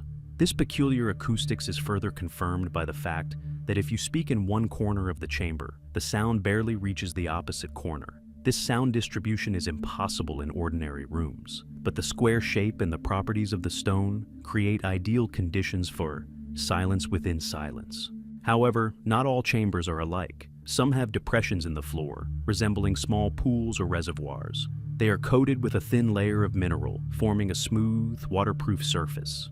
These chambers may have been used for rituals involving water. Legends from the region mention square water sanctuaries, where ancient priests observed reflections on the surface. If water was poured into these depressions, light passing through the narrow shafts could create astonishing visual effects, reflections, symmetrical patterns, or moving spots of light. Some chambers have small openings in the ceiling, which researchers call light windows. These openings are strictly aligned and allow light to enter only at certain times of the year, most often on the solstices or equinoxes. When a beam of light enters the chamber, it forms a perfect square on the floor or wall. This phenomenon suggests that the chambers may have served as an ancient calendar or a system for monitoring solar cycles. Priests may have used light effects to determine the beginning of rituals or seasonal ceremonies. Of particular interest is the system of underground corridors connecting the chambers. These corridors are narrow but perfectly straight, suggesting a unified construction plan. Some corridors lead to dead ends, where strange symbols carved into the stone have been discovered. These symbols consist of squares, triangles, and intersecting lines. Researchers believe this may be part of a ritual language used only in the context of underground ceremonies. Perhaps the symbols indicated the direction of energy flow, or served as markers for the priests conducting the rituals. One of the largest chambers, which archaeologists call the resonance chamber, has an unusual property. When a sound of a certain frequency is pronounced, the walls begin to vibrate slightly. This produces a slight humming effect, felt not by the ears, but by the body. Similar effects were observed in other ancient structures, but the square chambers of Tara exhibit them particularly vividly. It is possible that the resonance chamber was used for healing, meditation, or rituals related to the perception of the internal energy. Traces of a thin layer of ash were found in some chambers. This may indicate the use of fire rituals. However, what's surprising is that the traces of fire did not spread throughout the room, as if the fire were confined to a specific area. Perhaps special incense burners or lamps were used in these chambers, creating smoke or light without open flames. This is consistent with the idea that the underground chambers were the site of sacred rites. Legends of the peoples living in the hills of Tara speak of square gates located underground, leading to the world of the ancestors. According to legend, through these gates, priests could communicate with spirits, receive prophecies, or perform rites of passage. When researchers first heard these legends, they attached no significance to them. But after the discovery of the underground chambers, it became clear that there was a grain of truth to the stories. The chambers themselves appear to be ritual spaces designed for contact with something beyond ordinary perception. Modern research continues to uncover new secrets of the underground complex. Some chambers remain inaccessible due to collapses or extremely narrow passages, but it is already clear that we are looking at a unique structure created with complex geometric, acoustic, and luminous principles in mind. The underground square chambers of Tara are more than just architectural structures. They are a system in which every element, from the shape of the chamber to the thickness of the walls, has profound meaning. They recall an ancient culture whose knowledge has been lost, but whose traces still lie hidden underground, awaiting exploration. Sunken steps of Tiahuanaco. On a high plateau on the shores of Lake Titicaca, where the air is dry and clear and the horizon seems carved in ancient stone, lies Tiahuanaco, one of the most enigmatic megalithic complexes of pre-Columbian America. On the surface, it appears as an ensemble of monumental temples and plazas, but beneath the water, near the lake's southern shores, lies another element: submerged steps descending into the depths, as if leading not to a temple, but to another world. They were discovered by chance when a diving expedition decided to explore the shallow parts of the lake. What they saw drew a line between the known and the mysterious, a complex system of stepped platforms and staircases, preserved in geometric precision despite centuries of submersion. The steps are arranged so that each platform is slightly wider than the one before it. This creates the impression of a descending cascade that gradually disappears into the darkness of the lake's depths. In some areas, the steps are so smooth, as if they were carved with modern tools. However, researchers agree, the structures are significantly older than the above-water temples. If this is true, the submerged steps may be the oldest parts of Tiahuanaco, created before the lake's level rose. The material of the steps is particularly noteworthy. The stone is dense and unusually resistant to erosion, presumably andesite, which in ancient times was quarried far from the lake. To transport such massive blocks to the water, significant distances had to be traversed over hills and plains. This supports the idea that the steps were part of a large ritual project that required enormous resources. The stone slabs are fitted together so precisely that even a thin blade cannot be inserted between them. This precision often misleads researchers, leading them to speculate on the presence of technologies beyond what is known. But the main mystery is the purpose of the steps. Being underwater, they are unsuitable for ordinary use. Some believe they were built during a period when the lake level was lower, and the steps were intended to lead down to sacred springs. However, many researchers note that the steps extend much deeper than the sacred waters could have reached. This leads to the hypothesis that the steps may have served as a site for ritual immersion. Ancient priests or initiates may have descended them into the depths of the lake, communicating with water spirits or performing purification rites. Sound behaves unusually underwater. Researchers noted strange vibrations and low-frequency oscillations occurring near the steps. These vibrations intensified as divers approached certain areas. Perhaps the architecture of the steps creates resonant effects amplified by the water. This suggests that the steps may have been used in rituals where sound, water, and movement played a key role. Another feature of the steps are traces of carvings on some of the stones. These symbols resemble the pictographs of Tiwanaku, but are more abstract. They consist of parallel lines, waves, and circles. Some researchers believe these were water symbols, representing the interaction between humans and the lake. Remains of an unusual mineral were discovered in one of the depressions at the foot of the steps. Its composition resembles a mixture of andesite and salts found only in the deep layers of the lake. This indicates that the steps interacted with the water not only physically, but also chemically. Perhaps solutions or mixtures with special significance were used during rituals. Aymara and Quechua legends speak of Lake Titicaca as a gateway between worlds. The stories mention places where the water opens up, revealing a reflection of the world hidden beneath the earth. Some myths directly refer to steps by which the gods ascended to the surface. Perhaps these submerged steps were part of an ancient tradition, a place where rites of passage were performed, when people symbolically immersed themselves in the primordial waters to return renewed. During expeditions, researchers noted that the water near the steps was unusually clear compared to other areas of the lake. This may be due to currents or mineralization. However, some experts speculate that the steps may have influenced the water's movement, creating special channels or currents. Perhaps ancient masters were aware of the lake's hydrodynamic properties and utilized them in their rituals. In some places, the steps form square or rectangular platforms reminiscent of altars. Traces of recesses, possibly intended for the placement of statues or vessels, have been found on these platforms. If so, the steps were not simply a staircase, but part of a larger complex that included areas for sacrifices, prayer, or observation of the movement of water. The depth of the lower steps is particularly striking. Some of them are more than 20 meters below the surface, making them inaccessible for ordinary ritual use. Perhaps their purpose was entirely different. For example, they served as a symbolic structure representing a cosmological model of the world. Descending the steps could symbolize the soul's journey into the underwater world, where spirits and gods dwell. Modern research continues to uncover new details. Underwater drones have revealed hidden passages leading beneath the steps. Some lead to small underground chambers filled with water. These chambers may have served as sites for secret rituals or the storage of sacred artifacts. The sunken steps of Tiwanaku are a reminder that ancient civilizations possessed the knowledge to create structures that interacted harmoniously with the elements of nature. Perhaps water was more than just a resource for them, but a conduit between worlds, and the steps were not just an architectural element, but part of a grand ritual route, hidden today beneath the tranquil surface of Lake Titicaca. Stone platforms of the Canary Islands. Hidden in the far reaches of the Atlantic, where ocean waves endlessly crash against rocky shores, lies one of the most poorly understood mysteries of the ancient world: the Canary Islands stone platforms.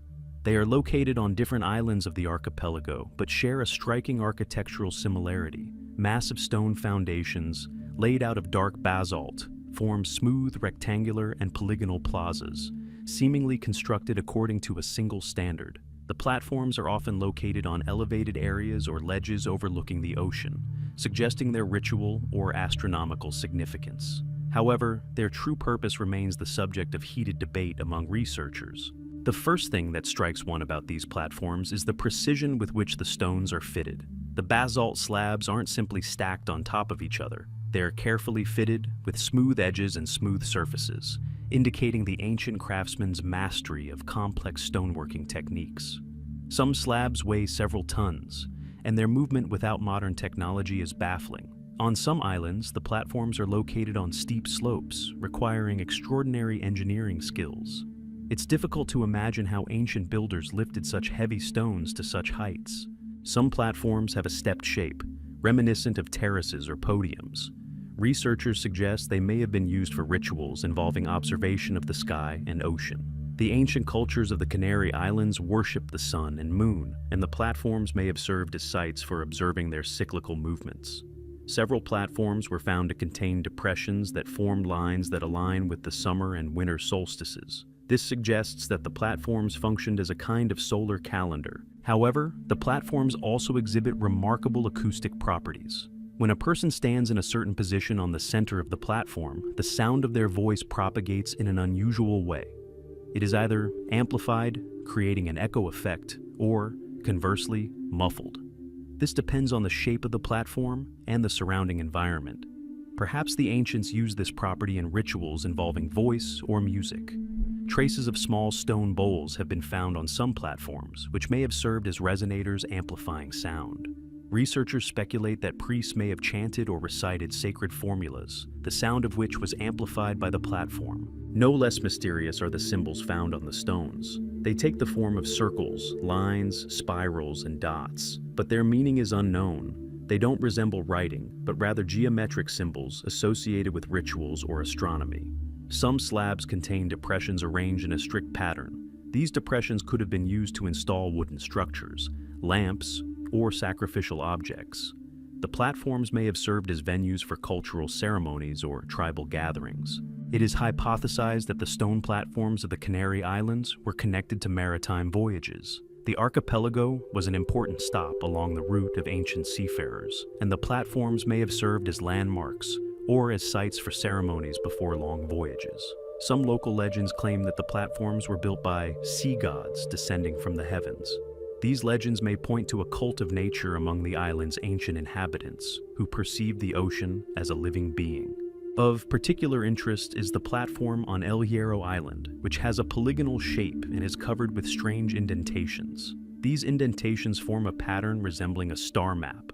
Some astronomers have noted coincidences with the positions of constellations visible at the latitude of the Canary Islands in ancient times.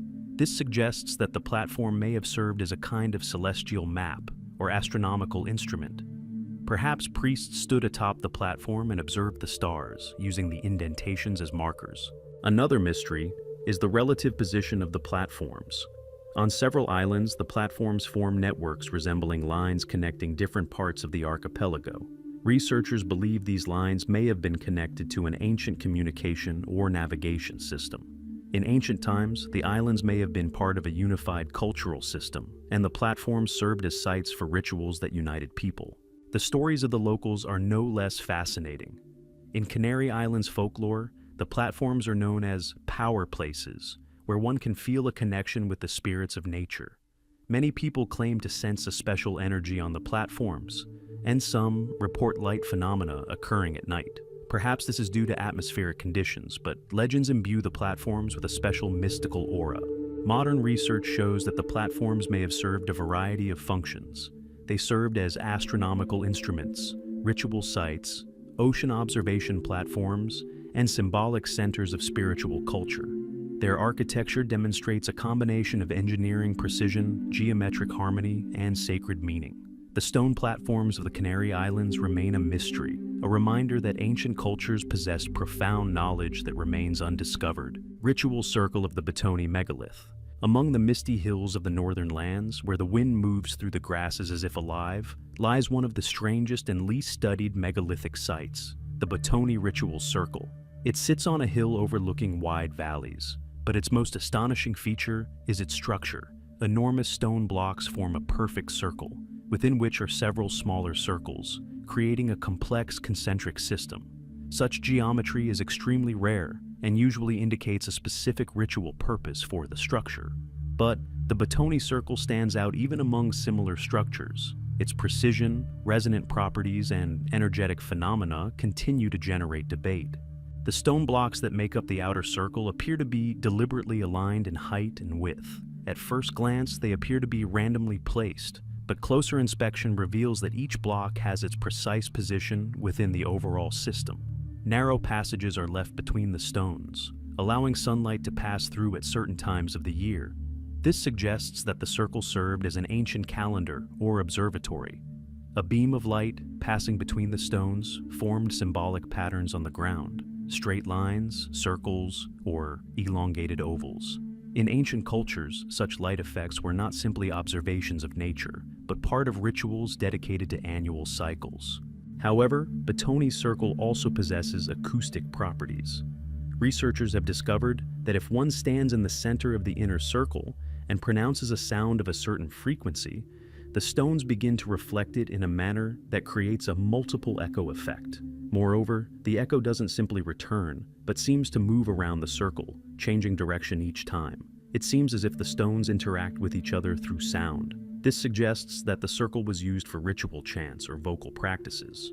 Perhaps ancient priests, standing at different points within the circle, created a resonance that they felt not only audibly, but also physically.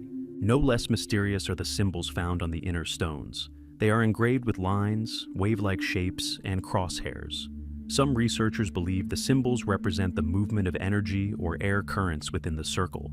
Others suggest the engravings may have served as a kind of key for priests, explaining where to stand during the ritual to achieve the desired acoustic effect. Several stones have polished areas that reflect light like mirrors. On sunny days, these create an additional dance of light within the circle. In the center of the ritual circle is a small depression, a natural or artificial bowl lined with small stones.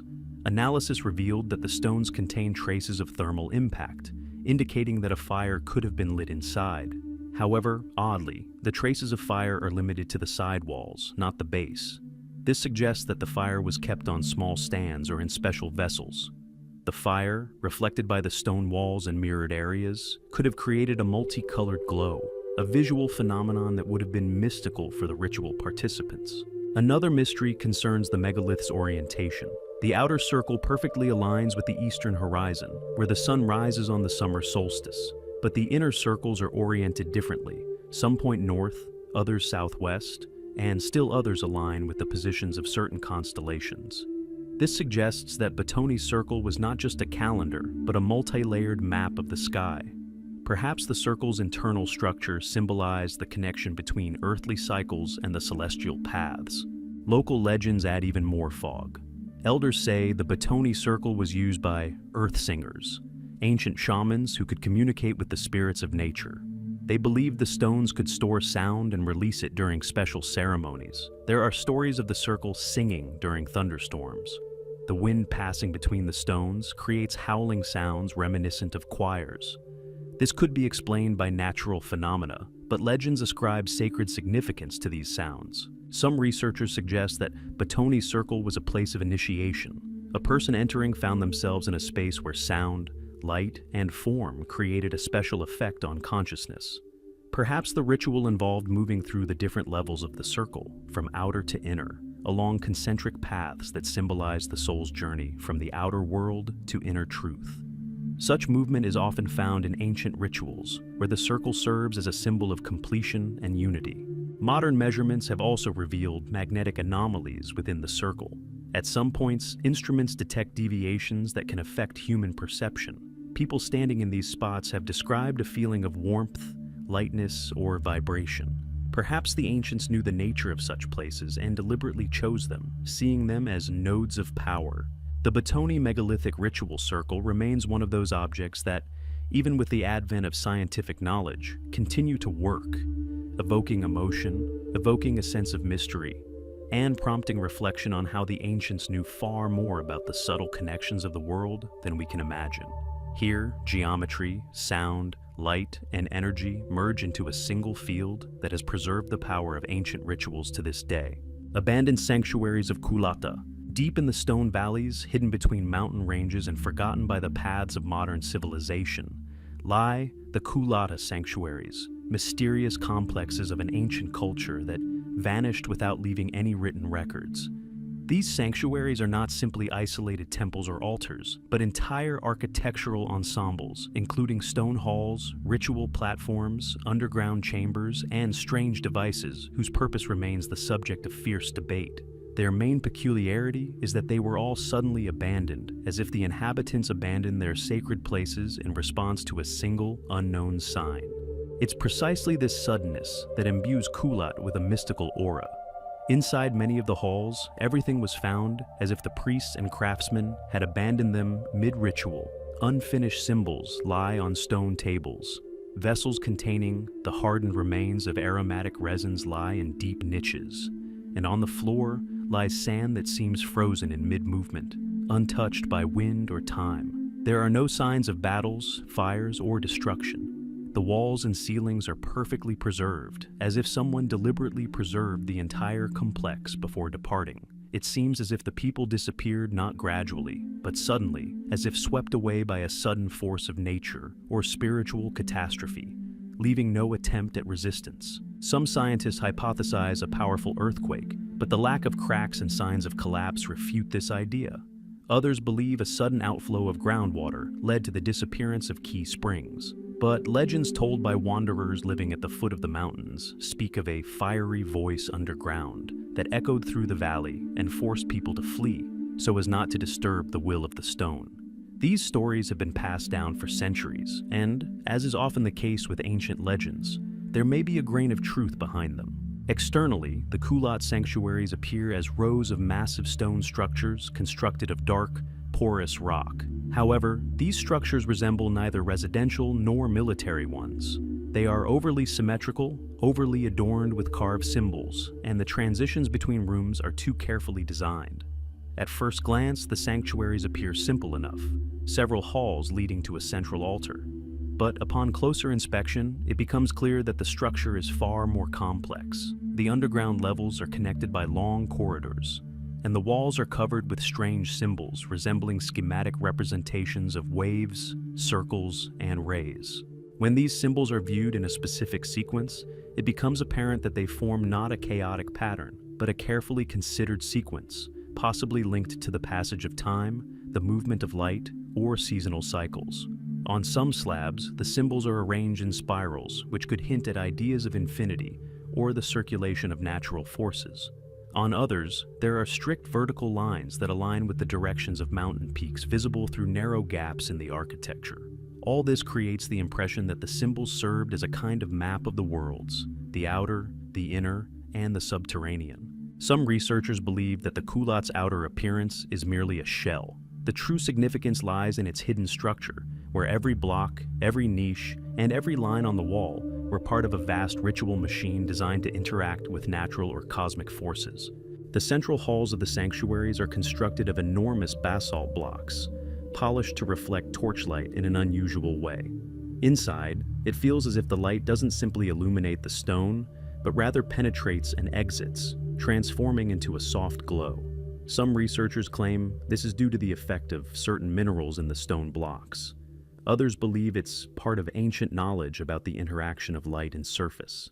In any case, the hall created an atmosphere suitable for rituals requiring emotional or spiritual immersion. The human voice became lower, and footsteps sounded much deeper. Some scholars note that the acoustics of the central halls create an altered perception effect. When a person stands in the center and makes a sound, they may hear it not from themselves, but as if from somewhere above or to the side.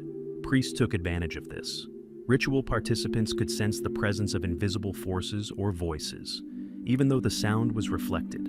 Similar acoustic phenomena are found in ancient temples around the world, but in Kulata, they are particularly pronounced. However, the most mysterious part of the sanctuaries are the so-called power stones, massive vertical slabs installed along the perimeter of the central chambers. Each slab has small indentations on its surface, arranged in a precise pattern. When researchers conducted acoustic experiments, it became clear that chanting or pronouncing sounds of a certain frequency causes vibrations in these slabs. The vibrations are transmitted through the stone walls, creating a resonance effect felt throughout the body. It is hypothesized that the power stones were arranged as energy nodes. Their angular orientation aligns with the magnetic fields of the area, a fact confirmed by modern measurements. This supports the theory that the sanctuaries were built on sites of natural power, and the stones served as amplifiers of these vibrations. Moreover, some slabs react to sound and temperature. At a certain humidity level inside the hall, narrow shiny stripes appear on their surface, as if the stone is responding to environmental changes. No less mysterious are the narrow side chambers leading to the deeper levels of the sanctuaries. Some of them are filled with a thin layer of sand, despite the absence of desert or natural sources of sand formations. This sand differs in composition from the local sand. It is fine-grained, almost shiny, as if processed. It is hypothesized that this sand was used as part of ritual practices, possibly to create vibrational patterns, similar to ancient sand mandalas. When vocal or musical stimuli were evoked in the chamber, the sand formed intricate patterns. These patterns could have been perceived by the priests as signs reflecting the state of the world or the individual's own state. Traces of metallic sheen on the walls suggest that tools or devices capable of generating vibrations or resonance were used inside. This suggests the presence of primitive mechanical devices, which we would today call ancient acoustic generators. The underground levels of the Kulata sanctuaries are even more mysterious. In some halls, indentations have been discovered that form complex patterns reminiscent of star maps or energy flow diagrams. Perhaps the ancient masters used the underground chambers for observation or calculations. Of particular interest are the circular platforms located in the center of some underground chambers. They are covered with a fine grid of lines intersecting at odd angles. Some believe these were timekeeping instruments, others that they were maps of underground water sources. But most researchers agree. The platforms were used in rituals of transition, between seasons, between worlds, between states of the soul. Local legends say the Kulata sanctuaries were abandoned in an instant when the sky spoke. These stories include descriptions of thunderous sounds that continued for several days. Folk myths say the residents heard the call of the underground gods and abandoned the sanctuaries, leaving everything as it was. Interestingly, modern sensors do indeed detect strange low-frequency vibrations in the Kulat region, the origin of which remains unexplained. Perhaps the ancients interpreted these natural processes as divine omens. Another mystery is the traces of fire inside some of the halls. They are positioned in such a way that it seems as if the fire did not touch the walls or floor, but hung in the air. Perhaps special lamps or suspended metal structures were used here. Metal fragments found at the site contain alloys containing elements rare in the region. This suggests that the ancients possessed a knowledge of metallurgy that exceeded the level of the known period. Some researchers propose a bold theory. The Kulata sanctuaries may have been ancient schools or centers of learning. The complex architecture, the symbols on the walls, the resonant slabs, all of this may indicate places where knowledge was transmitted through experiences of light, sound, and space.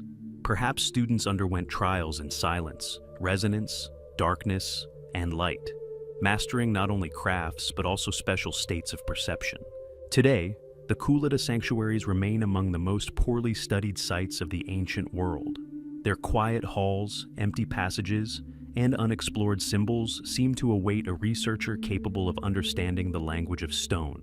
This is a space where architecture becomes a participant in ritual, where light and sound become instruments of communication with the mysterious. The abandoned Kulata sanctuaries remind us that ancient cultures possessed a remarkable understanding of the world, an understanding that may not yet be fully restored to humanity. Underground passages of La Rioja. Hidden in the arid foothills of La Rioja, a region renowned for its ancient settlements and enigmatic stone plateaus, lies one of the most mysterious underground passage systems ever discovered in South America. From the outside, this landscape appears impenetrable. Red cliffs, wide valleys, jagged hills, and stretches where not even grass grows for years. But it is here, beneath the feet of the traveler, that a vast underground labyrinth lurks, the extent of which scientists still cannot determine. For centuries, locals have spoken of earthly veins extending deep into the Earth's interior, but only in recent decades has it become clear that these legends were based in reality. The underground passages of La Rioja are not natural, but clearly man-made. Their walls are carved with such precision that even modern researchers are at a loss to explain the methods used to work the hard rock. In some areas, the passages resemble perfectly engraved tunnels with semicircular vaults. In others, they resemble narrow passages where a person can only move sideways. The surface of the walls is smooth, without traces of crude tools, and the corners of the rooms are crafted with pinpoint precision. Some scholars suggest that the builders used complex methods of heating and rapidly cooling the rock. Others believe they employed unknown technologies, the legacy of a long-vanished culture that knew principles beyond the craftsmanship of its era. The main mystery is the scale of the network. It's unclear whether it was built all at once or expanded gradually. Ground-penetrating radar data suggests several underground levels, connected by vertical shafts. These shafts are so level and narrow that they resemble wells or raising points for ritual platforms. Some of them extend to depths of up to 30 meters, and only at their bottom are passages to other passages revealed.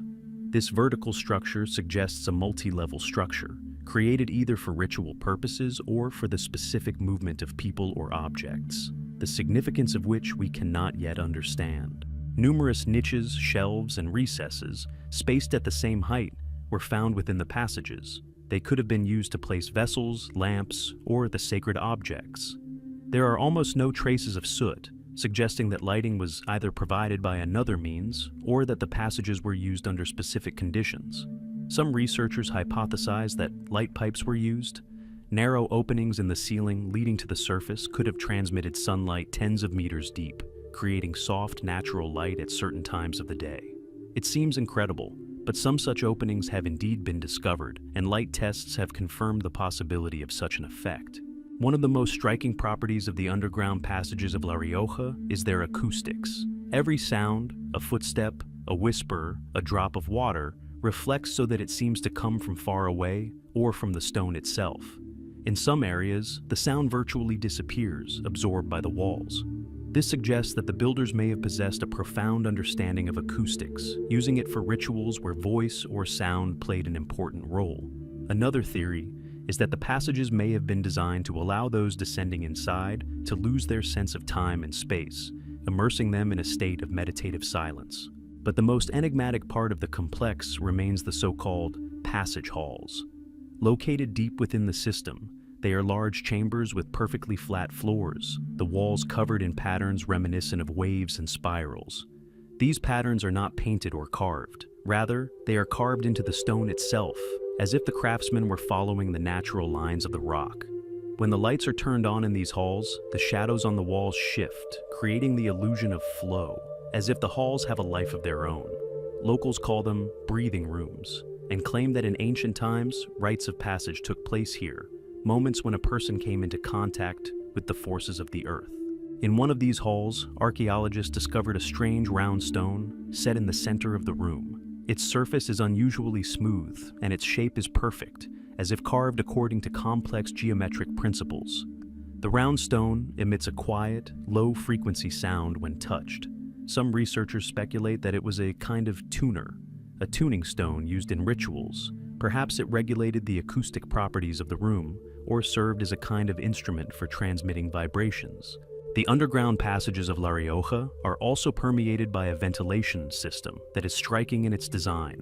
It consists of narrow openings positioned at precise angles, ensuring natural air circulation. Even deep underground, the air remains fresh and cool. This indicates that the builders possessed a profound understanding of engineering. Some researchers believe the ventilation system was designed not only to facilitate passage, but also to create air currents that direct sound or heat to desired areas of the complex. The most striking feature is the absence of any household items, traces of long-term human presence, or evidence of habitation. This rules out the possibility that the passages were used as shelters or storage facilities. Everything suggests that the underground system had a purely ritualistic purpose. Perhaps they were places of initiation, accessible only to priests or select students of spiritual practices. Or perhaps they were an ancient archive, preserving knowledge recorded not on tablets but in the architecture itself, in form, symmetry, sound, and lighting effects. Legends of the people living nearby say that the passages were created by the Earth Speakers, an ancient people who could talk to stone. They supposedly could hear the Earth's movements and followed its lines, carving passages where the stone was soft. According to their myths, the underground passages were channels of power through which life itself moved. When the power faded, the people disappeared, leaving their creations unexplained. Modern research only deepens the mystery. Geophysical data indicates that the underground passages extend further than maps suggest. Some scientists believe they cross mountain ranges and connect several valleys. Others believe the passages lead to flooded or collapsed sanctuaries, still awaiting discovery. But one thing is clear: the underground passages of La Rioja are more than just tunnels. They are a majestic trace of a bygone culture, carved into the heart of the mountain and containing knowledge that remains undecipherable. In the silence of the stone depths, among forgotten steps, labyrinths, and sanctuaries, ancient cultures left behind not monuments of power, but reflections of their worlds.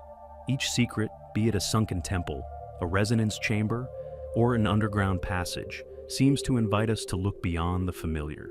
These places remind us that the past has not disappeared.